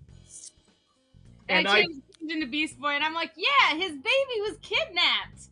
I protect an image of the two people. I protect an image of the two people I saw. I'm looking for these two people who I'm pretty sure jacked the finest ride around. And if you want to lust and swoon over my baby when I get it back, I'd really like. Hey man, I don't want to lust at your baby. Well, this is my baby. Roll a charisma check. roll a persuasion check. Yeah, I have that. Okay. Yeah. Flash of Ingenious. Awesome. Yeah, you can do that. I'm 13, and I do this while projecting an image of these people and being like, I'm pretty darn sure these people jacked my ride, and I'm after it. So, interesting, you chose persuasion to the group instead of intimidation towards an individual in the episode. Anyway, you roll a 13. For a 13, some people are listening. One of the waitresses, she gets confused when Beast Boy says something about kidnapping a baby. And so she's like really concerned for a moment. But then everyone else is just sort of like, it's just like, I don't know, man. Look, they kind of go back to their business. I hold up the alarm system and they say, look, that all they left is a piece, our alarm system, and as glorious as it is, you see the guy, he's not one of the two people who you saw before. He has like freckles on his face, but he starts kind of like nervously kind of like backing away. All right. If I'm not rousing support, I'm going that way. All right, so you see him start to move away, and you just start stomping over him. I say, good. I stomp over. Good sir, you. So you basically have one question for this man, and you're looking for the people. Yes. But you know that more so than the people bragging about having a nice car is that'll leave an impression. It's the car itself. Yeah. So you want to ask for a tricked out hardtop with a growl that'll make your teeth shake. In car lingo. All right. I go over. Sir, I have a tricked out hard something with it's got 100,000 horses and tricked out rims and a bachelor pad on the inside. This thing pumps. Please don't pump me, man. He's like, oh, okay. I turn into a horse for emphasis. You don't want to be pumped. You don't want to be pumped. Boy, like, somebody's getting pumped today. And if I can't find the people who need the pumping, it might be you. So about this time, after checking a couple, one was like a racing scene, which you probably struggled really hard not to move away from Starfire, considering your pop culture interests. Yeah. And then the other one was just like some like warehouse district. But like you show back up now and you see Cyborg and Beast Boy as a horse, being all intimidating to this guy who's just kind of like cowering on the ground. Yeah, I'm just like Spirit Stallion of the Cimarron, just like running in circles and then just like pawing at this guy. I get in between them and their victim, and I'm like, stop! Is this not the United States? Do we not have trials here? I look at Starfire and I say, trials? We don't do trials around here. All right. The guy just starts. Okay. I know you know these people. Now start talking. He goes, all right, yeah. I mean, the tricked out hardtop. I think you were saying. Yeah. Yeah. Sammy and Cash cruised by in a car like that. Looked really cool with those flames they painted on it. Flames? Why isn't it lightning bolts? Okay. Sammy and what was the other thing's name? Cash. Sammy and Cash. Gosh, those are annoying names. All right, look. Yeah, they're kind of dipshits, to be honest. Yeah, that was my first impression. All right, I want to talk to these people. Where should I start? He says, well, they said they were looking to race, so they headed to Crash Alley. Crash? And your mind and heart just drops to your stomach. You know Crash Alley. Crash Alley Raceway, to be precise. It's where cars go to win hella cash or die. Gosh, I've got to stop it before my amazing ride makes all the cash. I turn into a warhorse and I try and get Cyborg to get on me so that we can run off to the. All right. And I just I slowly trail behind. I didn't. I'm annoyed that I didn't create the proper infusions for terror today, but oh well. All right. So, you guys are heading to Crash Alley Raceway. You guys race over there as fast as you can. And when you arrive, what you see is a big orange energy bubble. What? And floating in it is Sammy and Cash, just kind of like suspended there in the air. Does it look like you can tell from your sensor reading, Cyborg, that you wouldn't be hurt if you touched it. It's just like a passive field, but it creates a telekinetic lift for the objects inside. Is it? So does it look like it's their shield or somebody put it on them? No, they look like they're hanging there like uselessly. Do I see? Oh, uselessly, like they. Oh, okay. Do I see my vehicle? You do not. So they're literally just. Well, no. They look like they're there involuntarily, maybe. Yeah, they're in the middle of the raceway. So you guys like enter through the entrance, and you're in the stands, and you see them like floating in a bubble there, and you can go out onto the racetrack and deal with them. Oh yeah, I'm definitely doing that. I go out onto the racetrack and approach those suckers. I'm hovering towards them, not stomping. In glorious, I'm lighting up several pieces of my body to look glorious.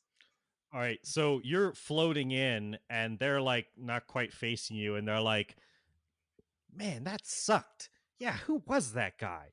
And then they turn and look at you, and they go, "Ah!" Hello. Do you want to pull them out of the bubble or just leave them in there like that? I'm not going to pull them out yet. I'm going to crack my knuckles and say, "Oh, gentlemen." Okay. Talk. So go ahead and roll an intimidation check at advantage. Okay, that is a 23. Okay, absolutely. So they're like, ugh. And so what did you say to them? Talk. He goes, well, they kind of look at each other like, we raced your car. And? Well, Sammy goes, well, you see, we sort of lost it in a race. Lost it in a race. To whom? He goes, Cash goes, don't get the wrong idea. We beat him easy. She handled like a dream. Of course she did. I pull out my baby. I'm like, look at this. Look at this. It's all that It you starts left. crying. It's It crying. starts crying. It's like, oh, why did you steal my mother?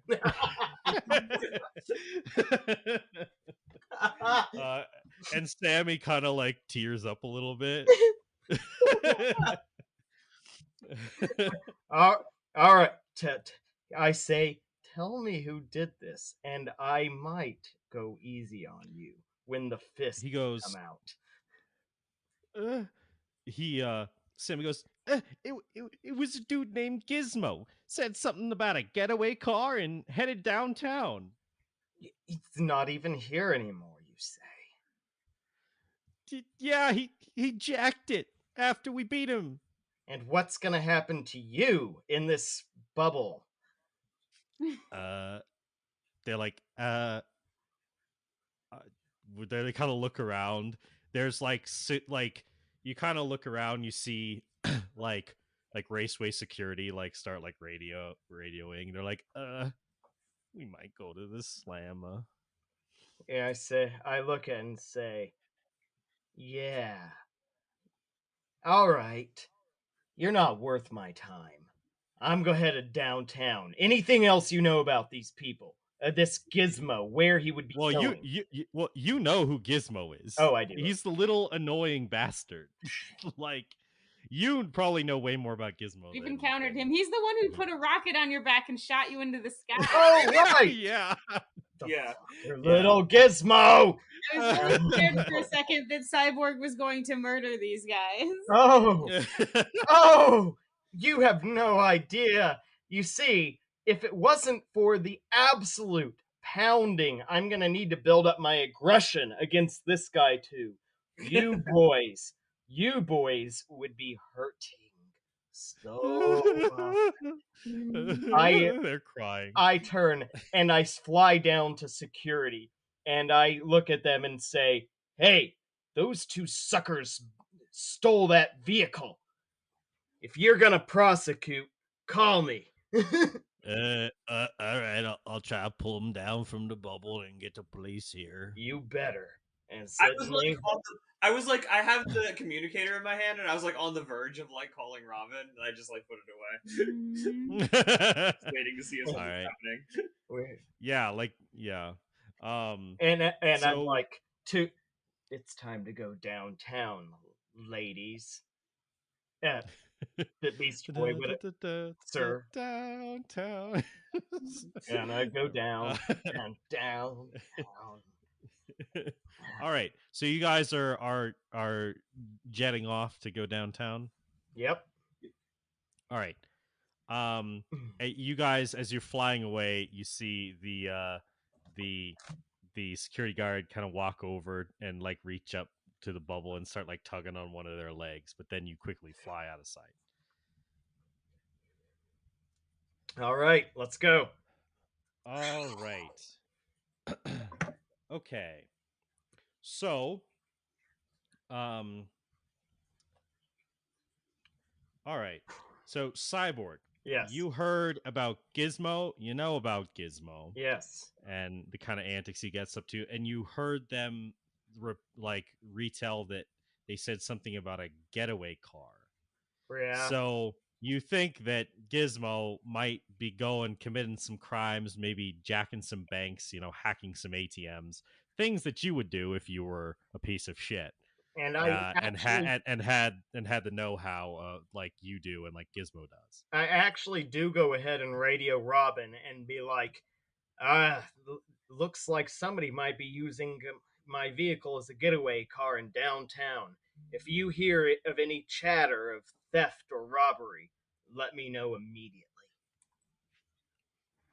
10-4.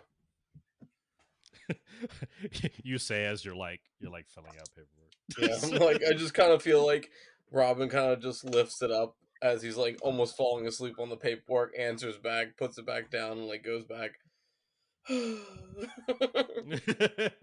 Hey, do you have any more of those grenades, Robin? I mean, yes. How bad did this get, Cyborg? Well, somebody stole my ride. You're going to blow it up? No, they just stole it. So, what do you need a grenade for? Because it's Gizmo. Wouldn't an EMP work better? For I will say, him. I will say, Robin, when he says that to you, there's sort of like a point, like Gizmo's records like are a little vague. You know that he's been in and out of juvie for a good amount of time, but like people couldn't really pin down whether he was like a gnome or like a child. No one was really sure. If he's stealing cars, he's definitely a gnome. So well, okay. Technically, he didn't steal. Wait, no, he did. Yeah, he stole it off those guys, didn't he? Yeah. Indeed. Yeah, he is a thief. Oh, yeah. You should tell the cops all about that. All right. Well, disabling them would work, but grenades are cooler. I'll talk to you later, Robin. Cyborg? No, it's okay. There'll still be pieces of them left. Coming from someone who goes overboard, please use restraint. Oh, I'll use restraints. Kinky. Starfire's communicator goes off. Yeah, I pick it up right away. Can you make sure he doesn't kill anybody? Yes, I'm considering that my primary mission. Thank you. All right, Starfire. He doesn't need legs. Well, we will see about that, Cyborg. Beast Boy's getting a little scared. All right, so you guys are headed downtown, and you're flying over. There are a few banks. There's kind of like a little area where there's a couple banks nearest by, and then there are more banks scattered around throughout the downtown area. Yeah. So, do you guys want to hit are you going to the nearest one, or are you like searching in a different pattern? And are you going together, or are you splitting up to hit more banks at once? I think we should split up. Wait, we're trying to find him? Yes. There's a few banks to look for. There's like one that's like closest to where you guys are. I can find him closest in 10 to minutes. The raceway. You can find him what? In 10 minutes. Oh, which one is that? Locate creature? Scrying. Oh, that'd be awesome. Oh my god. That is true. Please scry. Yes, that's what I want. I've never done this before. It's Hokey Druid magic. Let's give it a go. Find a puddle on the ground. You can see and hear a particular creature you choose is on the same plane of existence as you.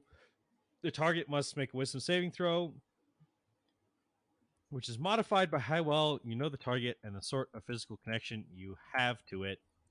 If the target knows you're casting this spell, it can fail a saving throw voluntarily if it wants to be observed. So scrying,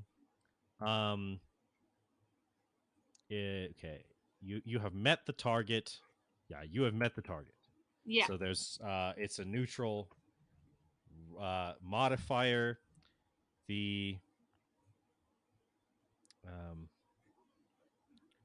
And then connection is likeness or picture, possession or garment, body part, lock of hair, bit of nail, or the like. So you can get. Oh, okay. So that's if you've never met. Okay, never mind. So he gets to roll a wisdom saving throw.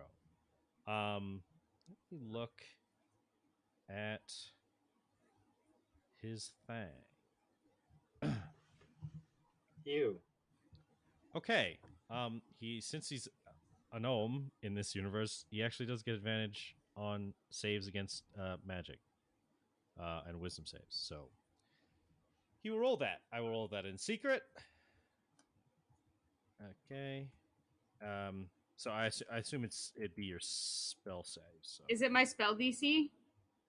I think so, and then it can be modified by certain things. Firsthand, you've met the target. I wouldn't say that you know the target well, so you aren't reducing the DC by 5, but it is just going to be your spell save DC that he has to save against. On a successful save, the target isn't affected, and you can't blah. Okay, all right. So he will make the save. He gets to do it at advantage because, like I said, so this image shimmers in. You can see you create an invisible sensor within 10 feet of the target, and you can see and hear through the sensor as if you were there. The sensor moves with the target, remaining within 10 feet of it for the duration. So that's a 10-minute duration. Yeah. And a creature that can see invisible objects sees the sensor as a luminous orb about the size of your fist. So instead of targeting a creature, you can choose a location you have seen before as the target of the spell. Okay. So you see, you have this perspective looking in like 10 feet away from the windshield. And you see Gizmo. And he's like, those. He's like, he's like, those. He's like, those stupid grease monkeys. And the car is driving right now, and then it stops. And as he pulls into some kind of drive-in area in a bank, and you can see from where the sensor is that he is at an ATM, and he starts connecting wires and things to it, and he pulls off a panel and starts rewiring things. He's like, stupid butt sniffers, I'm gonna make a load of cash now. And he's begun to hack an ATM for this drive-through area of a bank. And he gets out of the car and he starts rigging up this like funnel to like the area where like the money like goes through those tubes. He cuts it off with like a plasma torch, and he starts like feeding this tube in, and like he's basically gonna he starts hacking the ATM, and it starts funneling through like what's it called, through the roof, which like opens up in Cyborg's car. He starts funneling it into the back of the car. He's like, this place actually, this thing actually has a lot of storage space, more than I expected. And he starts funneling money into the car, and you do see on the ATM the symbol. Oh yes, of course. You think you know where this is. This is bank. And you're like, so yeah, you can let your friends know if you'd like. Yo, he's robbing bank. Can I be there now? Can I be at the car now? Yeah, he's totally robbing bank. All right. Okay, here's the question. Do you want to break the sound barrier within city limits, Starfire? Is that what you want to do right now? Would that be bad? Yes. All right. Yes, that would be bad. I won't break the sound barrier. I'll go my normal fly speed. I want to approach from two directions. You guys approach from the front of the vehicle and distract him. Got it? And I'll come from the other side. Okay. Okay. All right. I mean, I'll pick up the car if the car is sitting in front of me. I mean, that would work. If you just picked up the car and flew it home, that's also a good idea. Do you have a way to activate the locks like remotely so we can just lock him in? It depends on if he's inside the car or not. He was in when I was looking. Locking him out would also be helpful. He also has a lot of money in there with him. So, for whatever reason in the episode, even though it's integrated into your systems and you can literally feel the road when you drive, it's like it seems that you didn't like focus on anything more useful other than the aesthetic experience of that fact, like be like, oh yeah, my engine's running and it feels like it's my engine. You didn't like do anything like press this button and the car will come to me, which seems like kind of like we're gonna have to fix obvious. That. I say, yeah. Now it's very obvious. You're like, I need to put better security into this whole situation. Starfire, you use that as a backup plan if everything devolves into garbage. But let's approach it the normal way. Okay, so, you guys get to the bank and you fly off into corners to approach the area. So I would like to know y'all's general game plans, and if it involves stealth, then I'm going to need stealth checks from each of you. Mine is going to start by involving the blink spell. Okay. So you are blinking in and out of reality like some horrific monster? I am going to blink inside my vehicle. Oh, nice. Okay, cool. We'll get to that. Wait, is that how blink works? Yeah, it can work that way. I think in the like the ethereal plane. Yeah. Yeah, you blink in and out of the ethereal plane. Don't you have to roll dice to see if you do get out though? Yeah, at the end of each turn. Yeah. It's also it lasts for a minute. It's not concentration. Mm-hmm. So I guess you can drop a spell whenever you want, but yeah, that is part of the question. Can I just drop it? Yeah. But if I when I get in there, you can dismiss the spell as an action. Yes. Yeah. Okay. All right. So that's going to be part of your plan. Beast Boy and Starfire, what are you doing coming in from the other direction? I think I want to block the road as a triceratops, maybe?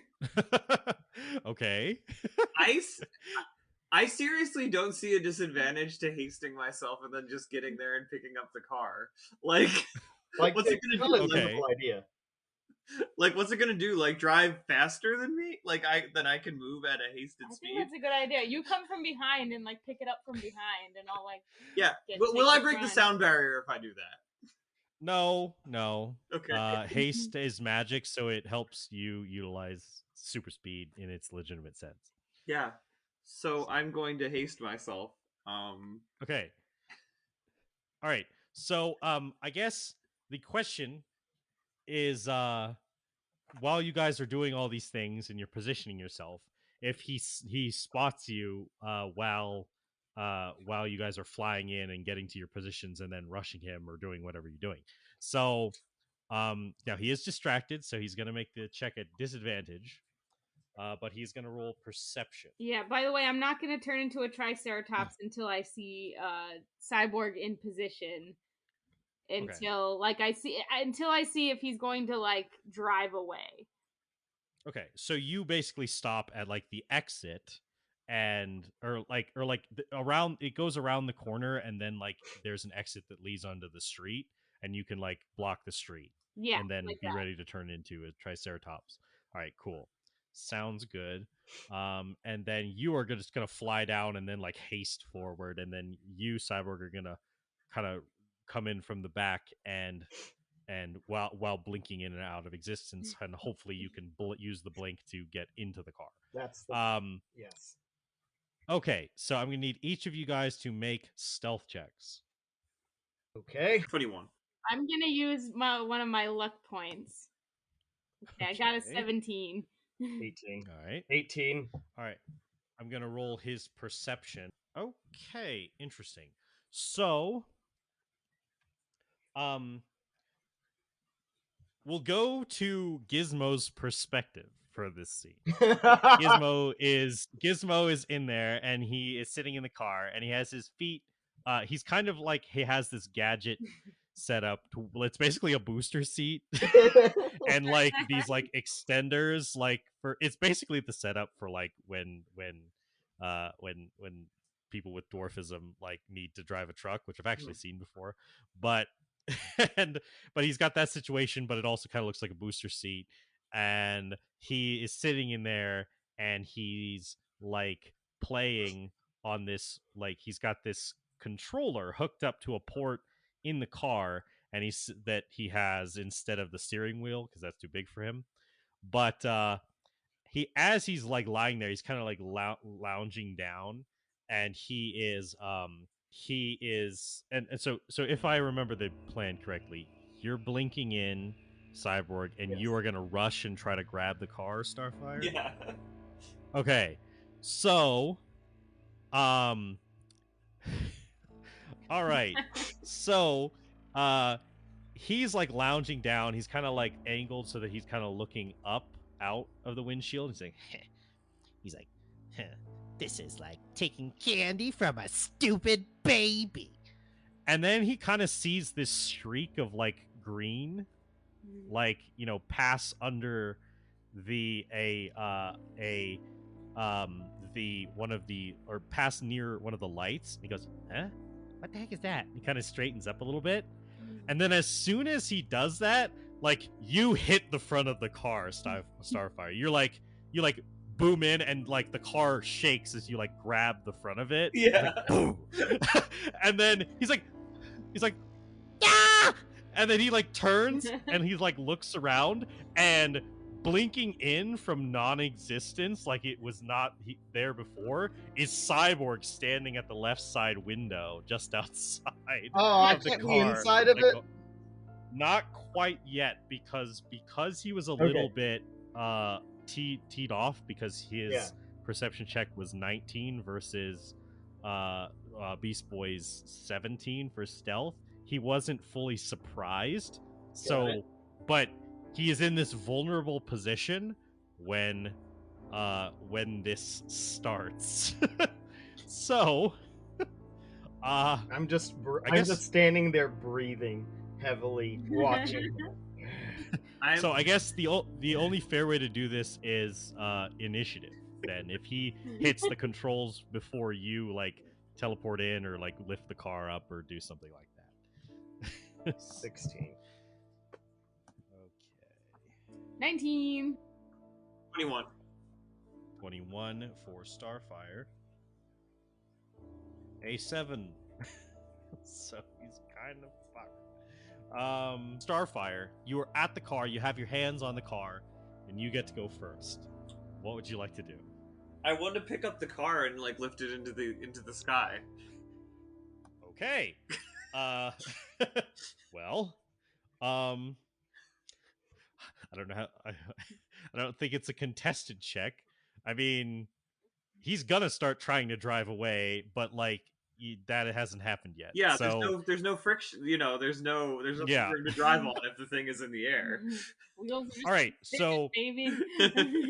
you pick up the car, and you're picking it up from the front, because that was the direction it came in from, right? Yep. Like, so you grab it, and as you start to pick it up, your fingers do press into the metal a little bit, to your horror, Cyborg.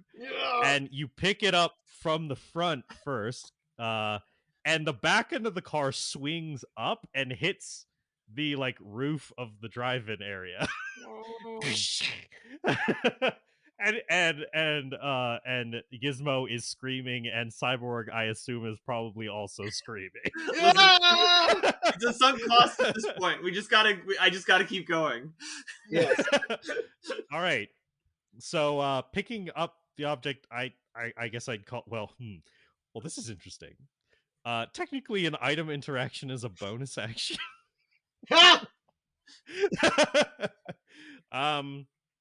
So you have the car.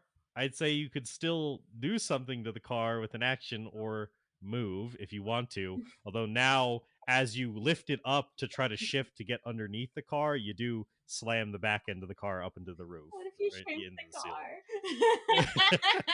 Oh my God. Wait, hold up. So the car's stuck right now. Am I getting that right? No, it's not stuck. It's like when you lift it up, you damage the back end of it, and then you can, if you want to reposition yourself, you can like be lifting it from below, or you can just be lifting it from the front of the car. Is Gizmo's not in the car, right? No, he is in the car. Oh no, okay, so that would kill him if I reduce the size. I think that would kill him. I mean, I will say it is large size. The car is definitely at least large in size, and Gizmo is small in size. And if you reduced it a size category, it would become medium in size. I was sent on this mission specifically to make sure nobody was killed. So like, Okay. I'm not gonna like risk that, but I am going to. Yes, I am going to carry the car 120 feet into the air. Okay, so you have to move it out a little bit to not be under the roof anymore, and then unless you just want to crush him against the ceiling, but yeah, and then fly up. I would say you can move. It would be like 10 feet to get out from under the thing. Yeah, and then you can fly up 120 feet. Yeah, now, no, I've seen Superman do this. No problem. Yeah. Okay. Yeah. I pull it up. He's like, ah! And Cyborg, you also see it start flying up into the air. with the plan! All right, Beast Boy, you're positioned where you were to block the exit from the ground. Do you want to fly up there or just stay put? Yeah, I didn't expect her to just rush the car up into the sky that fast.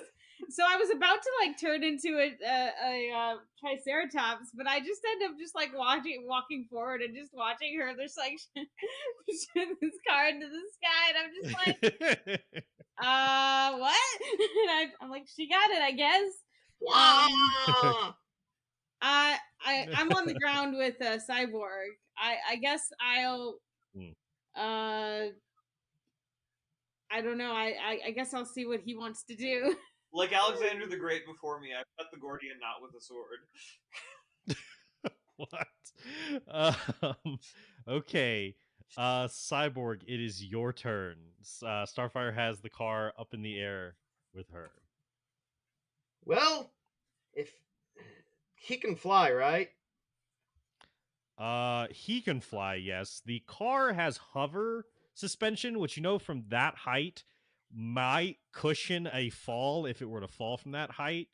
But it would take some damage, which pains you. Am I still blinking? You still have blink on, so you are like, I assume you're looking up at the car, still wondering what to do. I could still go with that's at the end of your turn. Yeah, I know. I could still go with the original plan, get as close to my car, and as soon as I go with Ariel, get inside. Okay, so you assuming that happens, so if you want to move, you need a flight speed, so I assume you have your boots, right? Do those take like a bonus action or something to activate? No, they're already activated. Okay, cool. So you just you rock it up. Now so Starfire, you kind of said you wanted to move as high up as you could, so it's 110 feet. So it's okay. I can get halfway. There's what I need. Okay, and then let's see if you get 60 feet there, and then go ahead and roll the d20 to see. I'm invisible. You blink, and you will reappear 10 feet closer to the car at the beginning of your turn, right? What the fuck is happening? No. The next turn, I make another check to see if I return. Oh shit! Okay. So I can, in my next turn, I can fly up there regardless of what plane of existence I am on. Well, we'll see. It is now his turn. Okay. But he can't see me. Starfire. I'm gone. No, he doesn't know where you are. Well, yeah, and you're coming in from a lower angle, so I don't think he has a range of vision on you to even see you go invisible. So, all right. So, Starfire, it's not your turn, it's his turn, but from your perspective, suddenly the wheels shift into these like energy projecting like these hover like units, and you do feel resistance as the car starts to drive and try to drive off of you. I'm gonna need you to make a strength check. Yeah, versus his a strength check.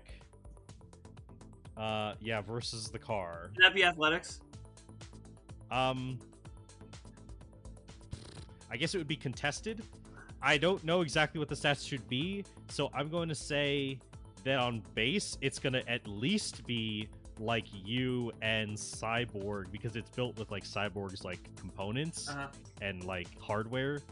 So I'm going to say, what are your stats to strength, Cyborg, including any special abilities you have to increase like athletics checks or whatever, like from armor or infusions or anything? So basically, what would be my athletics check be? Yeah. If you were really trying to win it. That would be a plus 15. It would be a plus 15 for me too if I used athletics. Okay, cool. So basically, with you using all the advancements you can, you would probably put the same amount of love into your car, so they had more power than anything else in the road. Also, this fucking thing has 100,000 horsepower. That's a fucking lot of horses. Do you know what 10,000 horsepower can do? 10,000 horsepower can get up to 300 miles per hour and 0 to 60 in like 4 seconds, I think.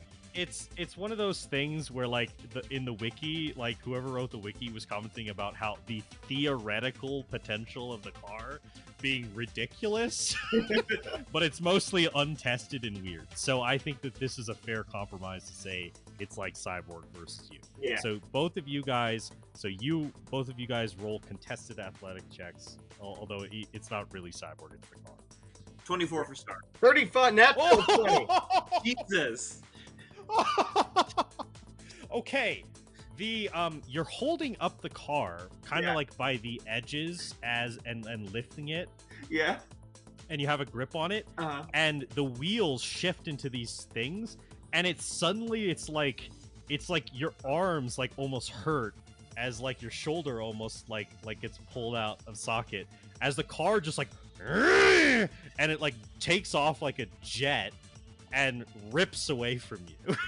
Oh no. And it starts plummeting. Now, it doesn't have the same lift as a full fly speed, so it starts plummeting down towards the ground, and like over Beast Boy and onto the street, and it like crashes down into the ground, but like bounces back up with the air cushion it's creating, like with the all-terrain hover mode. So Gizmo and starts dead.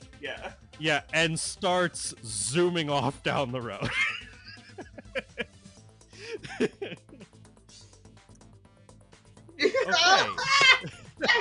Are you guys chase it? No, this is a chase now. I throw my baby at Starfire and say, "Take." You're in the ethereal realm right now. Oh right. I'm just out of existence, just yelling at what's going on. Ah! No! And you guys, even though you were intimidated about what he might do, this is Cyborg's car, so like maybe the two of you were kind of like, oh, you trust him to take the lead on it a little bit until he proves that he's homicidal or something. Yeah. But now you don't see Cyborg anywhere. Yeah.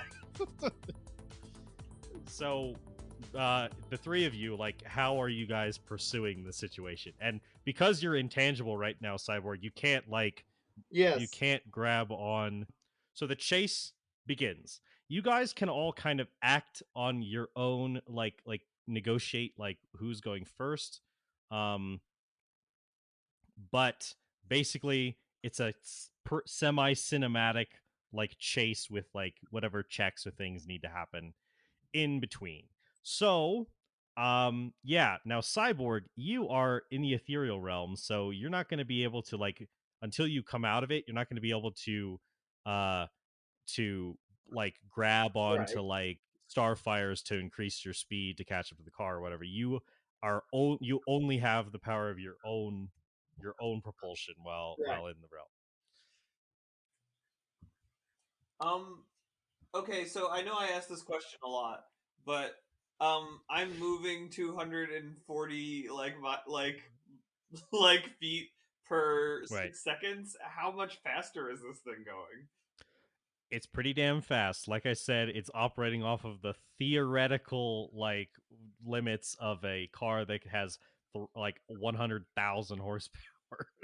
So it's like, it's fast. It's ripping down the street, but you can also rip down the street.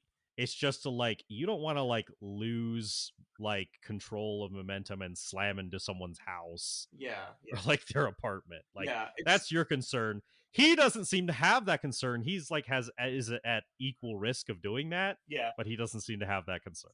I am hasted, so Yes.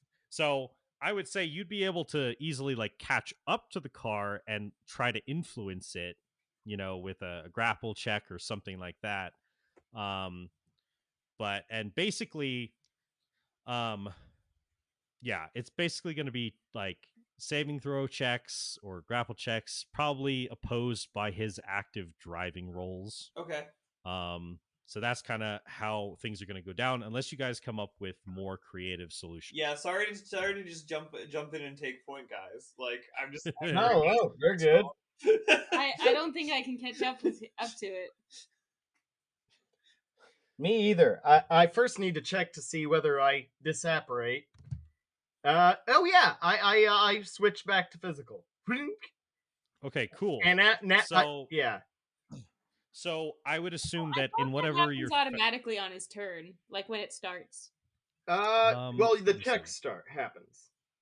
Well, No, at the the check start of your happens next at the end of turn, your turn. no, at the start of your next turn, and when the spell ends, if you are on the ethereal plane, you return to an unoccupied space of your choice that you can see within 10 feet of the space you vanished from. And when the spell ends. Yeah.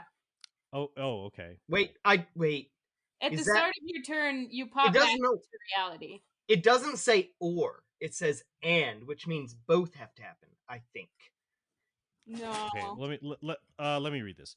Roll a d20 at the end of each of your turns for the duration of the spell. On a roll of 11 or higher, you vanish from your current plane of existence and appear in the ethereal plane. The spell fails, and the casting is wasted if you are already on the plane. At the start of your next turn, and when the spell ends, if you are on the ethereal plane. At the start of your next turn, and when the spell ends, if you are on the ethereal plane.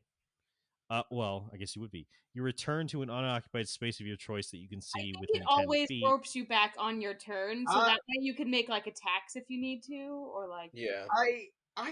I'm not convinced, but I'll go with whatever the DM decides. That's how I've used it in the past. Yeah.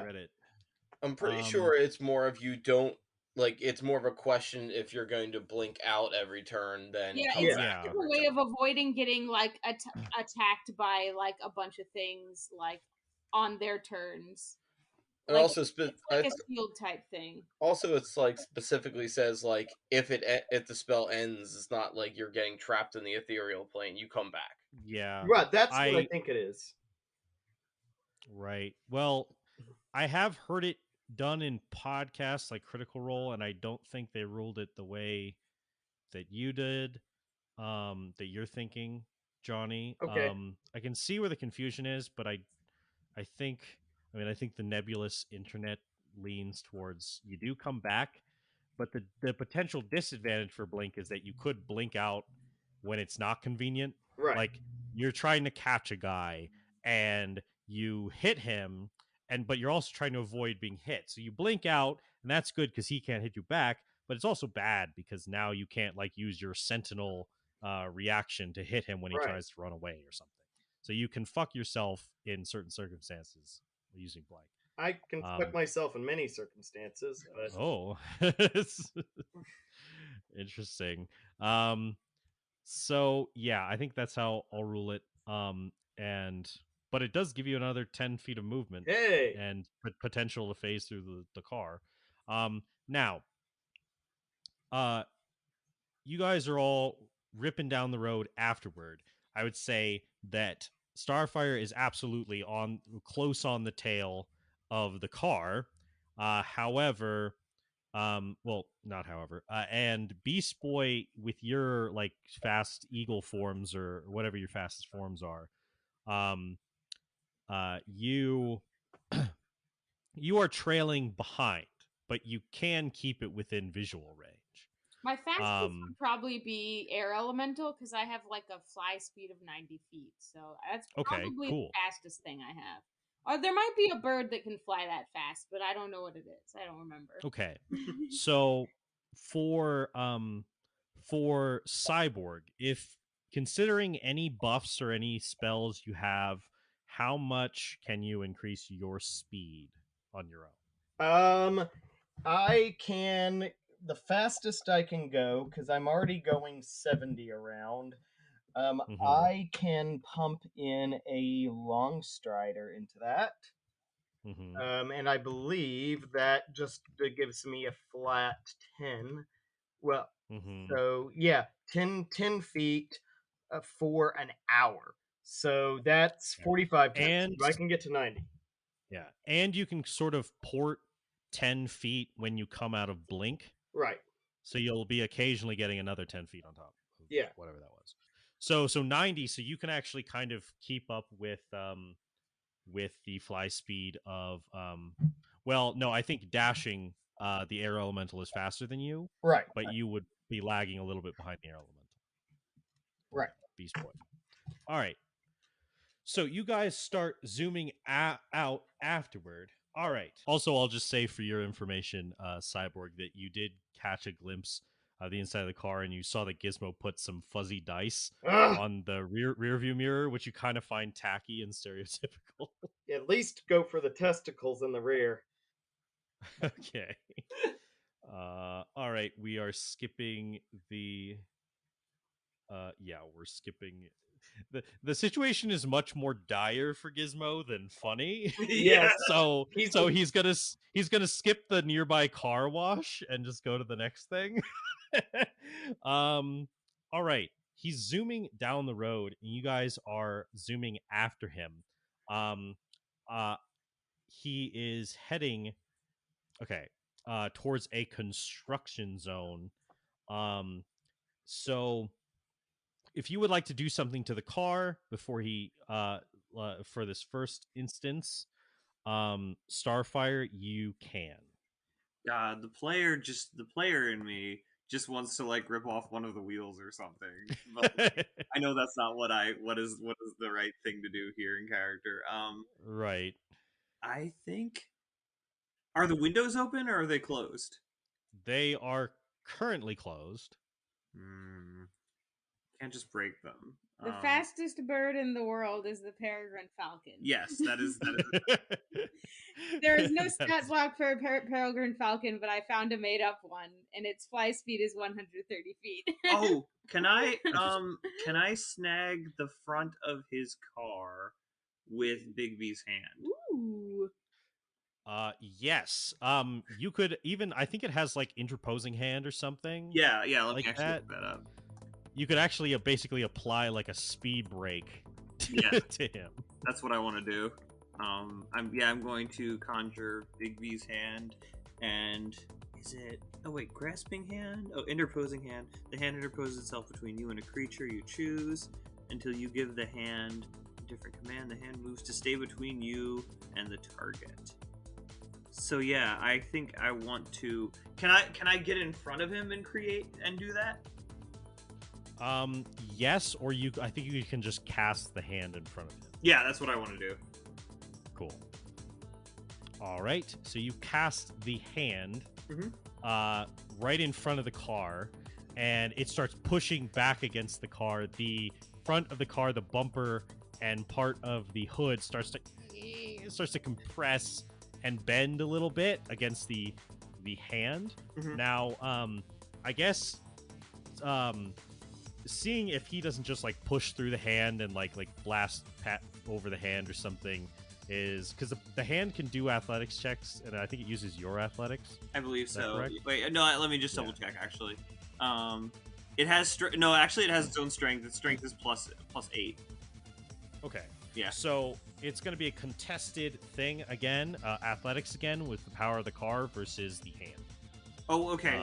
So to see each turn if it successfully reduces the speed or if it gets like pushed forward.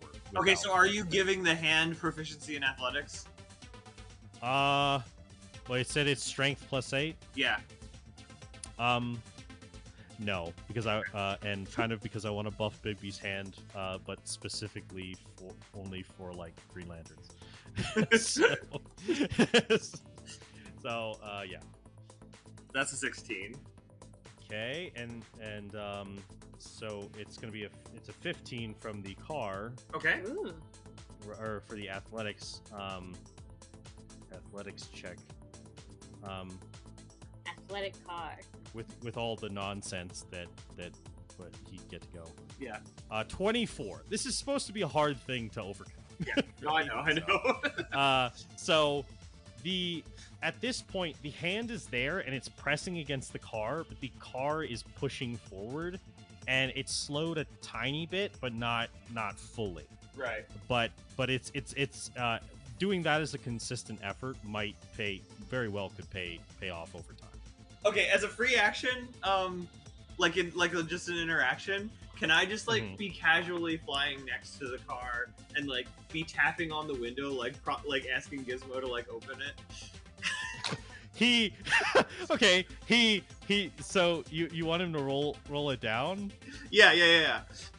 He goes, he kind of looks at you like he does not want to roll the window down while this strong lady is flying outside next to it, and he just kind of like he sticks his tongue out as he puts his face like against the window, like with his like tongue stuck out but also like pressed against the window, and also starts like dragging his tongue and like his snotty nose all over the window.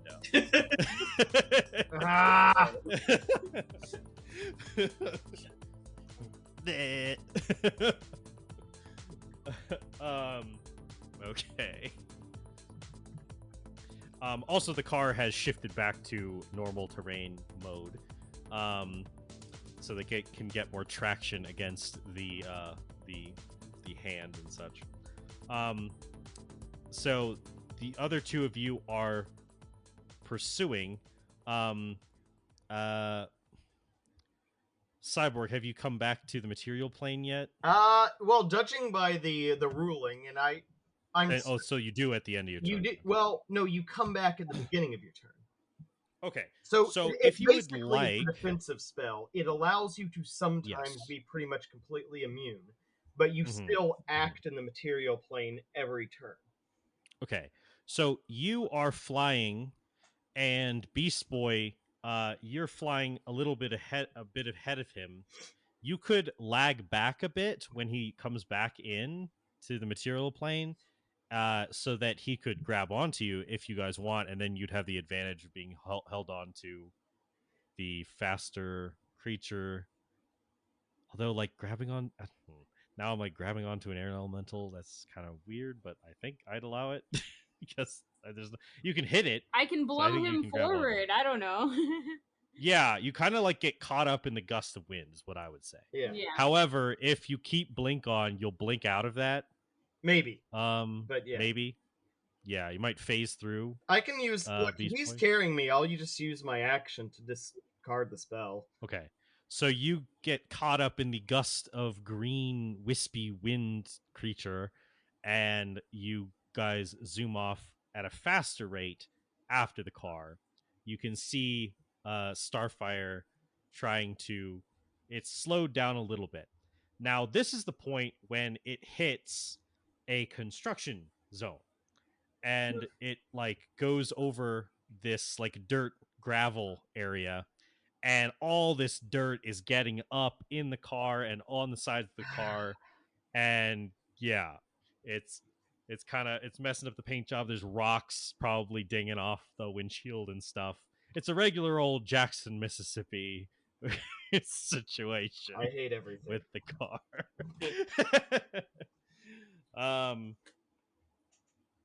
Okay, now we'll go into the next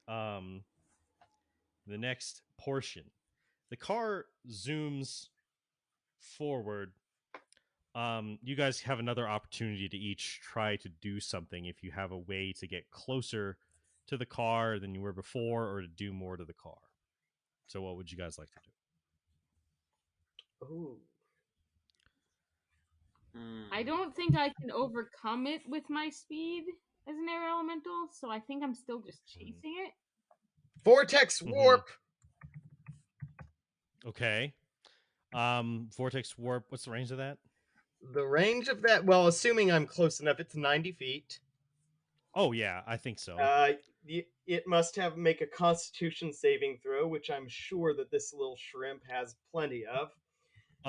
Okay, so that is going to get into the specifics of things of what you're targeting. Because if you're so is it a target you see? I think I should warp myself into it. Okay, you can do that too. Now, here's the thing: you can't see. So the only non-valid target in this situation is,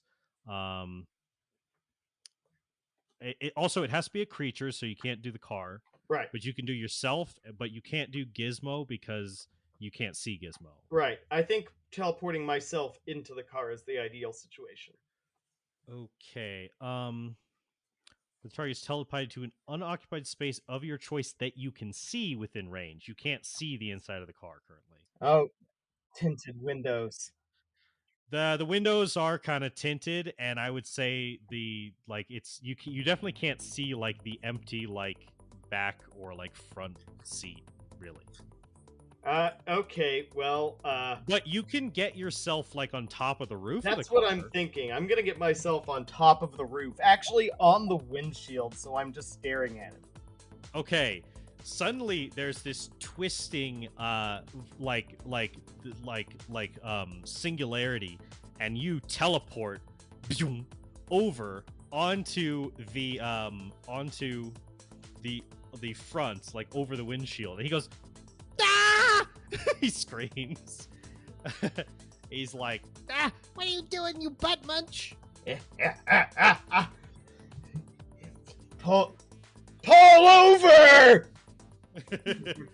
All right. Are you just continuing to try to slow the car with Bigby's hand? I have another thing also. Yeah. I also I am gonna do that. Do I need to roll for that? Yeah. If you'd like to try to significantly slow it. Yeah. As long as I can also do another action with that. Yes. I think that's your bonus action. So Okay. Oh, that's a 9. Unfortunately, I rolled in that one. Ooh, Oof. no. Okay.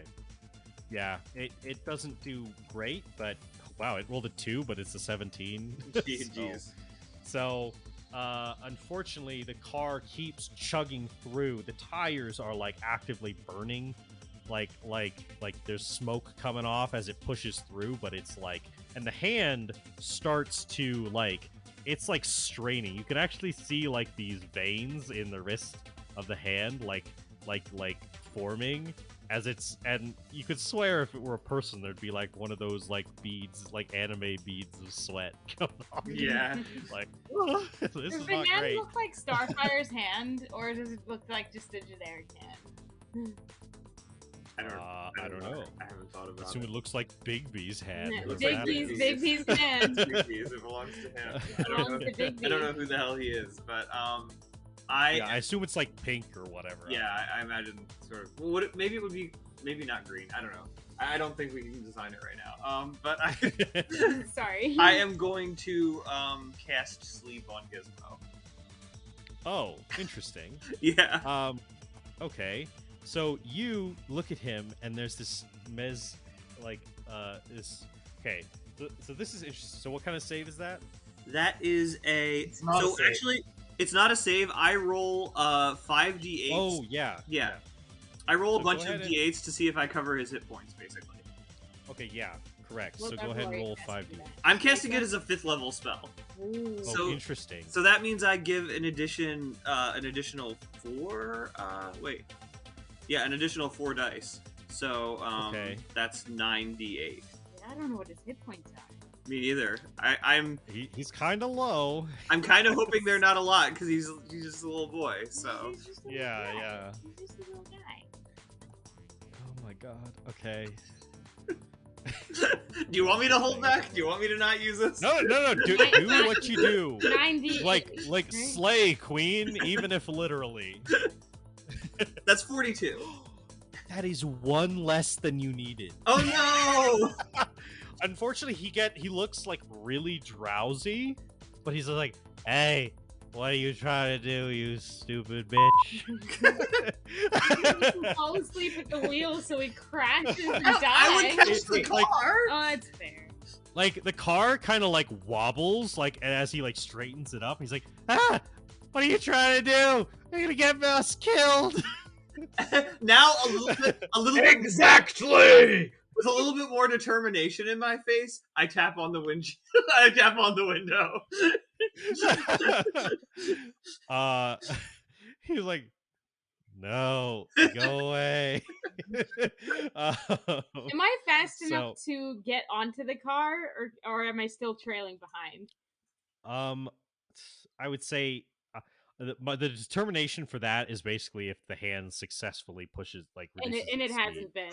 And it hasn't yet. Gotcha. So, okay, so with that, you are still pursuing Beast Boy, and also Vortex Warp was your it was your action. Yeah. Okay, so you guys are. He goes onto this, like, he turns a corner real fast, and he heads onto this road. There's a bridge. The bridge, there's a barge, like a garbage scow, like moving underneath it, and the bridge is actively lifting. But Gizmo does not slow down. And he starts driving up the bridge as it lifts. Now, you being as smart as you are, Cyborg, you realize if he's going to make this jump, now you're a little concerned about the Oh no. you're a little concerned about the um the the magical hand that's reducing his momentum. So that might be something you need to deal with, or one of you needs to deal with. But also, Cyborg, you know that if he would even make this jump without that, he needs to hit the nitro booster now. Yes, I know. So you're on the windshield. You can yell to him if you want to. Why do I want him to make the jump? You don't want Because your car will most certainly be fucked if it does not make the jump. You know that. It already made it slammed into the ground before. What's worse about But it? like Just hits this, the water? this is all. It could This is fly all into the repairable. water and It'll be explode. totaled. It could fall. Like, yeah, this is a situation where you know it's about to be total if it does not make the jump. Oh man, I feel like I should just. I'm trying to think of what the stopping power of my legs are. Be with that mixed with the hand. If you guys successfully stacked up like grabbing it and stopping it, you might be able to stop it before it flies off the bridge. Except But- for Nitro. But Nitro, but then he would probably counter with Nitro. It does And- have a nitro. Okay. Yeah. Yeah. So it's like, Do I see? Yeah. Do I see him? yes. Oh well, Vortex Warp. Okay. On him or on you to get into That's the a car? great question. The other choice would be Shatter, but I might hurt too much of the vehicle, and I wouldn't be happy with that. Uh-huh. But do I want to get in there, or do I want him to get out? Well, if he's out, we might be able to stop it with. Yeah, I think I'm gonna get him. But the problem is it's a higher failure rate. Yeah, you could go inside and hit the nitro and then like hijack your own car. I think there's the thing is, if I fail to get him out of it, then we're in trouble. But if I'm inside of it, it's still more of a contest, and I think that's the better solution. So also I forgot this detail, but when he drove through the construction area, it also scraped like a big scratch in the side of the car, and also like, and you were like, ah, and then also, you know, he dinged one of the rear view mirrors off the side. just to add the further context to like how beat up your car is starting to get. I like the idea of warping him out into the ocean, but and then just us stopping it through sheer brute force, but there's too high of a failure chance. Okay, I get into I warp into it, the vehicle. Okay, you're gonna warp into the car, like so into the passenger seat, because that's the unoccupied space. Yep. So you warp into the car, and I guess you're gonna like use your bonus action, like hit the button. I hit the button. You're like, so you warp into the car. You're like, we need the nitro. And you hit the button. I look at him and I say, "Nitro now!" He's like, gun it, gun it, Gizmo. He just starts hitting random buttons, but then like with you pointing it out, he like hits the nitro button, and it starts pushing forward. Now, a Starfire. Are you still using Bigby's hand to push against, or are you letting that go? You see that Cyborg is now in the car. Yeah, yeah, that makes sense. I think I would dispel the hand. Okay, the hand like stops straining and like dissipates. Well, first it lets go and like tumbles off the side of the car and then like dissipates. And then the car picks up full speed and zooms over the bridge and then crashing down on the other side, but still on its wheels, and starts zooming off. Now we have the situation where the chase could continue, and but now Gizmo's gonna try to like cast spells at you and stuff. Cyborg. So this is what he's gonna do on his turn to try to get you the fuck out. He goes, "Hey, that's a neat trick, guy. But I know that one too. Vortex warp." He's gonna cast Vortex warp on you to try to yeet you out of the car. All right. Now you're pretty good at Constitution. Yeah, I am. But go ahead and make the save. Oh, I'm making it unless I get a 1. I'm just telling you that. That's a 33. Okay. Yeah, his save is not that high. You start to feel the flux, but you're like, no. He's like, God damn it. That's his action. Let's see. Does he have any bonus actions? Pull out the gun and my hidden inside my leg and just cap him. No, I'm not. Oh my god, what? He pulls out a sawed-off shotgun. Well, it worked. It would. That would be a bit of a moral event horizon, though. Okay. He is like, God dang it. Oh no. I'm getting bad ideas. Oh no. I'm getting really bad ideas. Not, well, huh. That is, say, game-breaking ideas. he sounds pretty well fucked.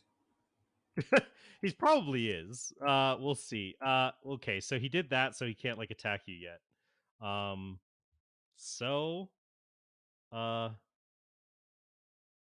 Okay, yeah. Yeah, it's the other round.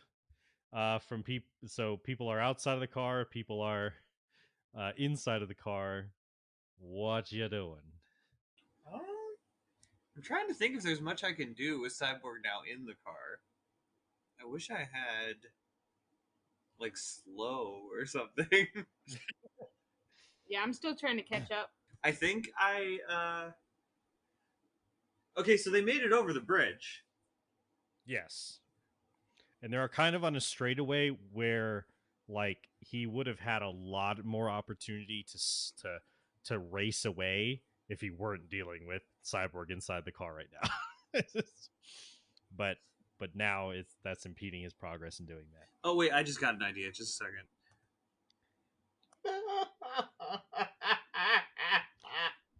Why are you cackling? You really don't want to know what I'm thinking Oh, oh God. Oh no.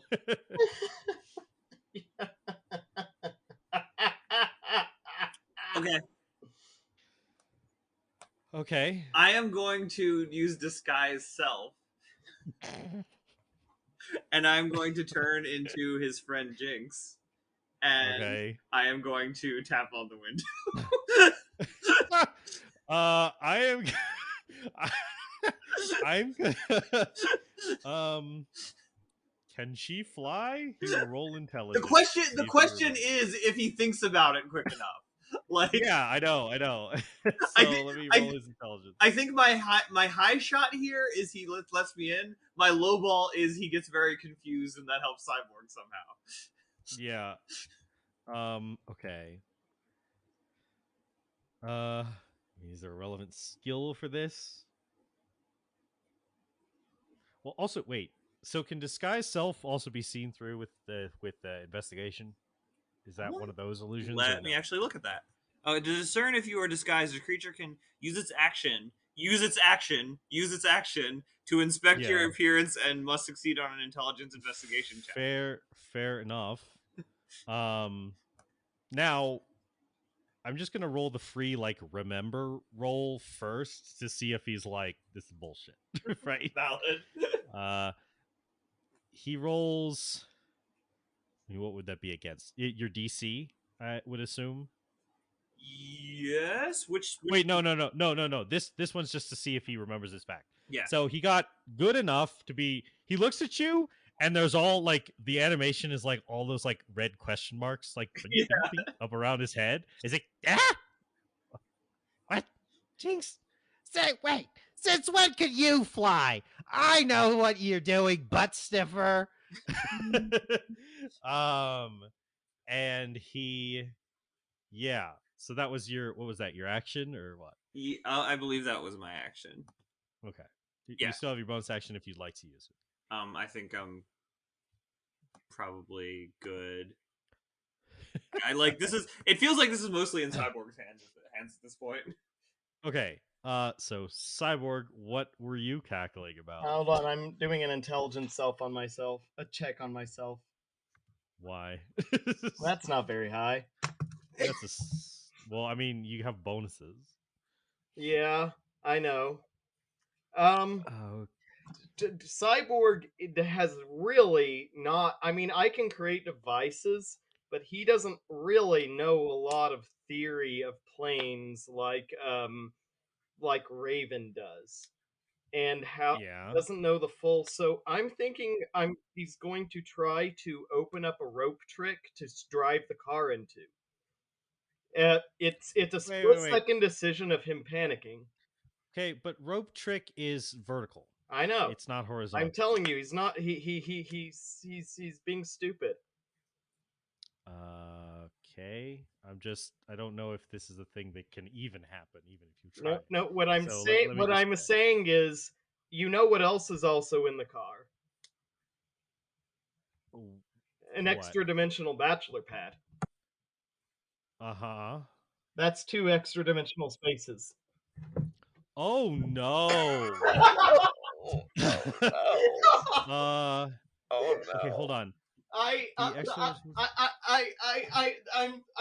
not sure if I want to do this, but I kind of I almost just want to see what happens. Well, I'm trying to see if there is a bad interaction with that. Now here's the thing. So there's a rope trick in the back compartment of the car happening that extends the inner portion of the car, right? Yeah. And the enchantment is sort of built into it. Now there's already a factor of something that Gizmo hasn't done. Thankfully, hasn't ventured into the back of the car yet because he also has a bag of holding on hand. Now you cast rope trick here. So you touch a length of rope up to 60 feet long, one end of the rope that rises into the air, or then rises into the air until the whole rope hangs perpendicular to the ground. I mean, I think the spell it won't fully happen. Now, this is interesting though, because I'm thinking the same thing happens when you put a bag of holding in a bag of holding. Right, but bag of holding has a specific description for interactions. Rope trick doesn't have anything about being in other extra dimensional space. I know. I think I want to say it's going off of precedence of the concept, but hold on. That why I said game breaking is if this works the way I think it is, the two of them could end up in the astral plane, and now we have nobody knows where they are, and they have to turn and get back. And yes, I probably would be playing a different character at that point. No, I mean, listen, go to extra dimensional places. This is DC. Yes. So first off, you'd probably go somewhere else, not the That's fair. Not the No, here's what happens. Okay. I like the idea. I kind of just wanted. I like the. Anyway, go ahead. Just go, do your ruling. No. I like the idea, and I like that you initiated the idea because now I can do it with no guilt on my conscience. So, you in this moment, you're like, gosh, my car, he's gonna ruin it. I need to get it out of here. I need to get it out of this place. It's taking so much damage. I need to get it away. And you cast rope trick, and there's this unique interaction between his bag of holding and the two active rope tricks in the same situation. That's right, yeah. Basically, so Starfire. Yes. You see this effect start to take effect over the car, and this field generate. And you're like, what? Does this thing have warp? Because that's what it looks like to you as a spacefaring alien. Yeah. This field starts to generate around the car as the car speeds down the road. And for an added little Easter egg, as the speedometer hits 88 miles per hour, the car twists and warps. Now, you know a good deal about the dangers of being caught on the exterior of a ship when it goes into spatial distortion. You know something about the risks. But if you would like to, Starfire, you can try to pursue this thing as it warps out of this area of space-time. I don't know what's on the other side. It's a character option, but I'm like, I don't know if that's a good idea. Fuck. Okay, wait. I need to try and empty my brain of any external knowledge and make an in-character decision. So basically, it looks to me as if their car has enacted like hyperdrive. Basically, yes. And it's about to warp out of this point in space. And that wouldn't be a problem for you based off of your top speeds if you knew where it were going. Yeah. But you don't. I'm trying to. Okay, I'm just sorry. Give me a second. I'm picturing like Gizmo and Cyborg as buddy cops in hell or something. I don't know. What's that? Let me pull up the DC universe map. it honestly, if assuming Starfire, or even if she does, I feel like this is just a cliffhanger, and we don't need to know what. I think. Yeah. I think that what happens is inside of my head, I'm looking, and this looks very dangerous and very scary. And in my brain, I think, Cyborg's got this. Cyborg knows what he's doing.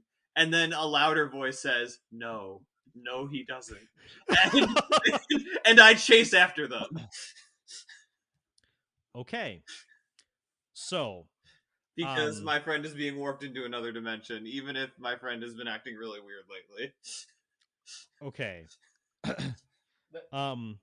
That's my only concern is it causes a deeper split in the party that will probably force more things. But let's do it. We thought we were almost done with this season, but oh no, I was like, what would be a bigger season-ending thing than Cyborg and Gizmo just like being gone, and then the next season picks up with them being like, well, now we have to figure out what to do. Can we find him? And if not, what do we do? Now, I will say for all the people who would like get stuck together in another universe or whatever, like and trying to figure out a way to get back. Now, in a personality sense, there'd be a lot of conflict and annoyance for a while, but in the technical sense, you guys could probably figure something out together. I'm just scared okay. this means we'll actually, if Starfire's there, we'll actually have to do pretty much 2 different games. Anyway, but I'm curious. Well, I mean, no, I think it'll be. Well, I mean, Okay. you got Raven who can travel between planes and stuff. So okay. I'll... So anyway, but all that aside, yes. okay.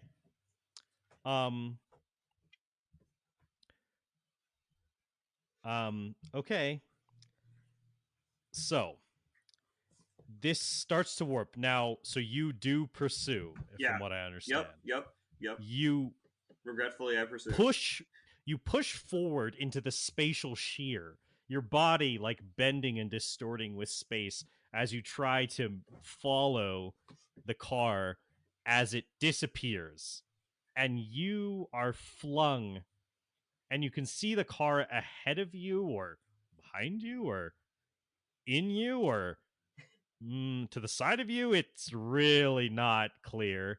As the three of you are flung through space time, and there's a moment, Cyborg, where there's just a moment where everything blanks out to white and you're floating in a white void, and you turn and you look, and for a moment you remember him fully. You turn and you look and you see the presence, that Monopoly looking guy with the bowler hat, and he just kind of looks at you and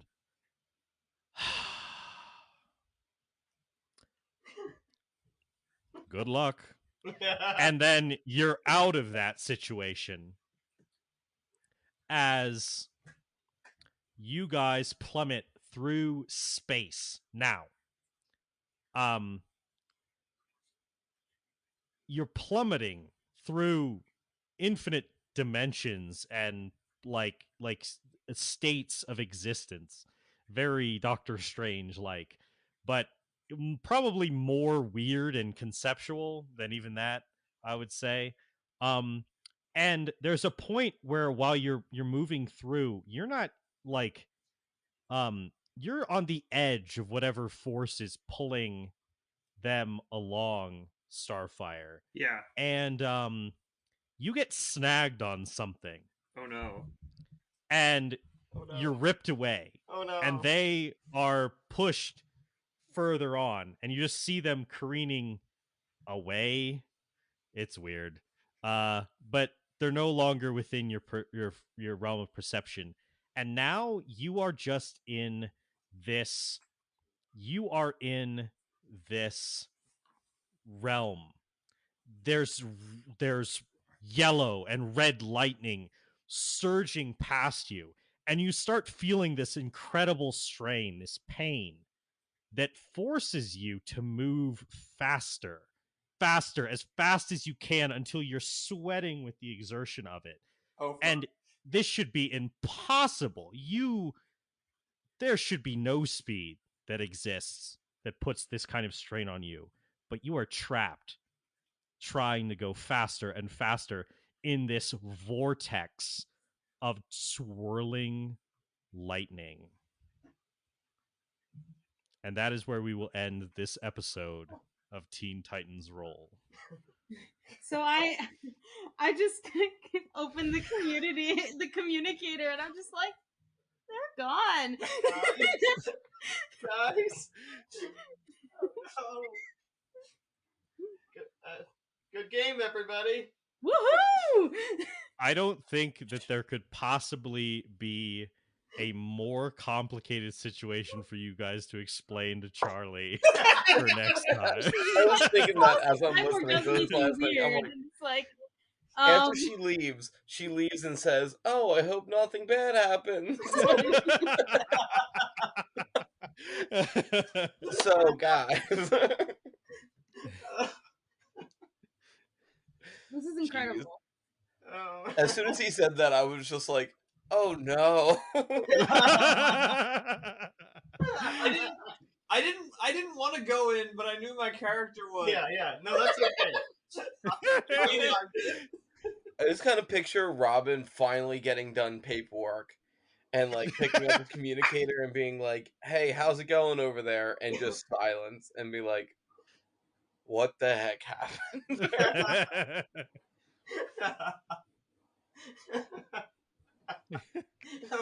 Robin. Gas me into the fucking Speed Force.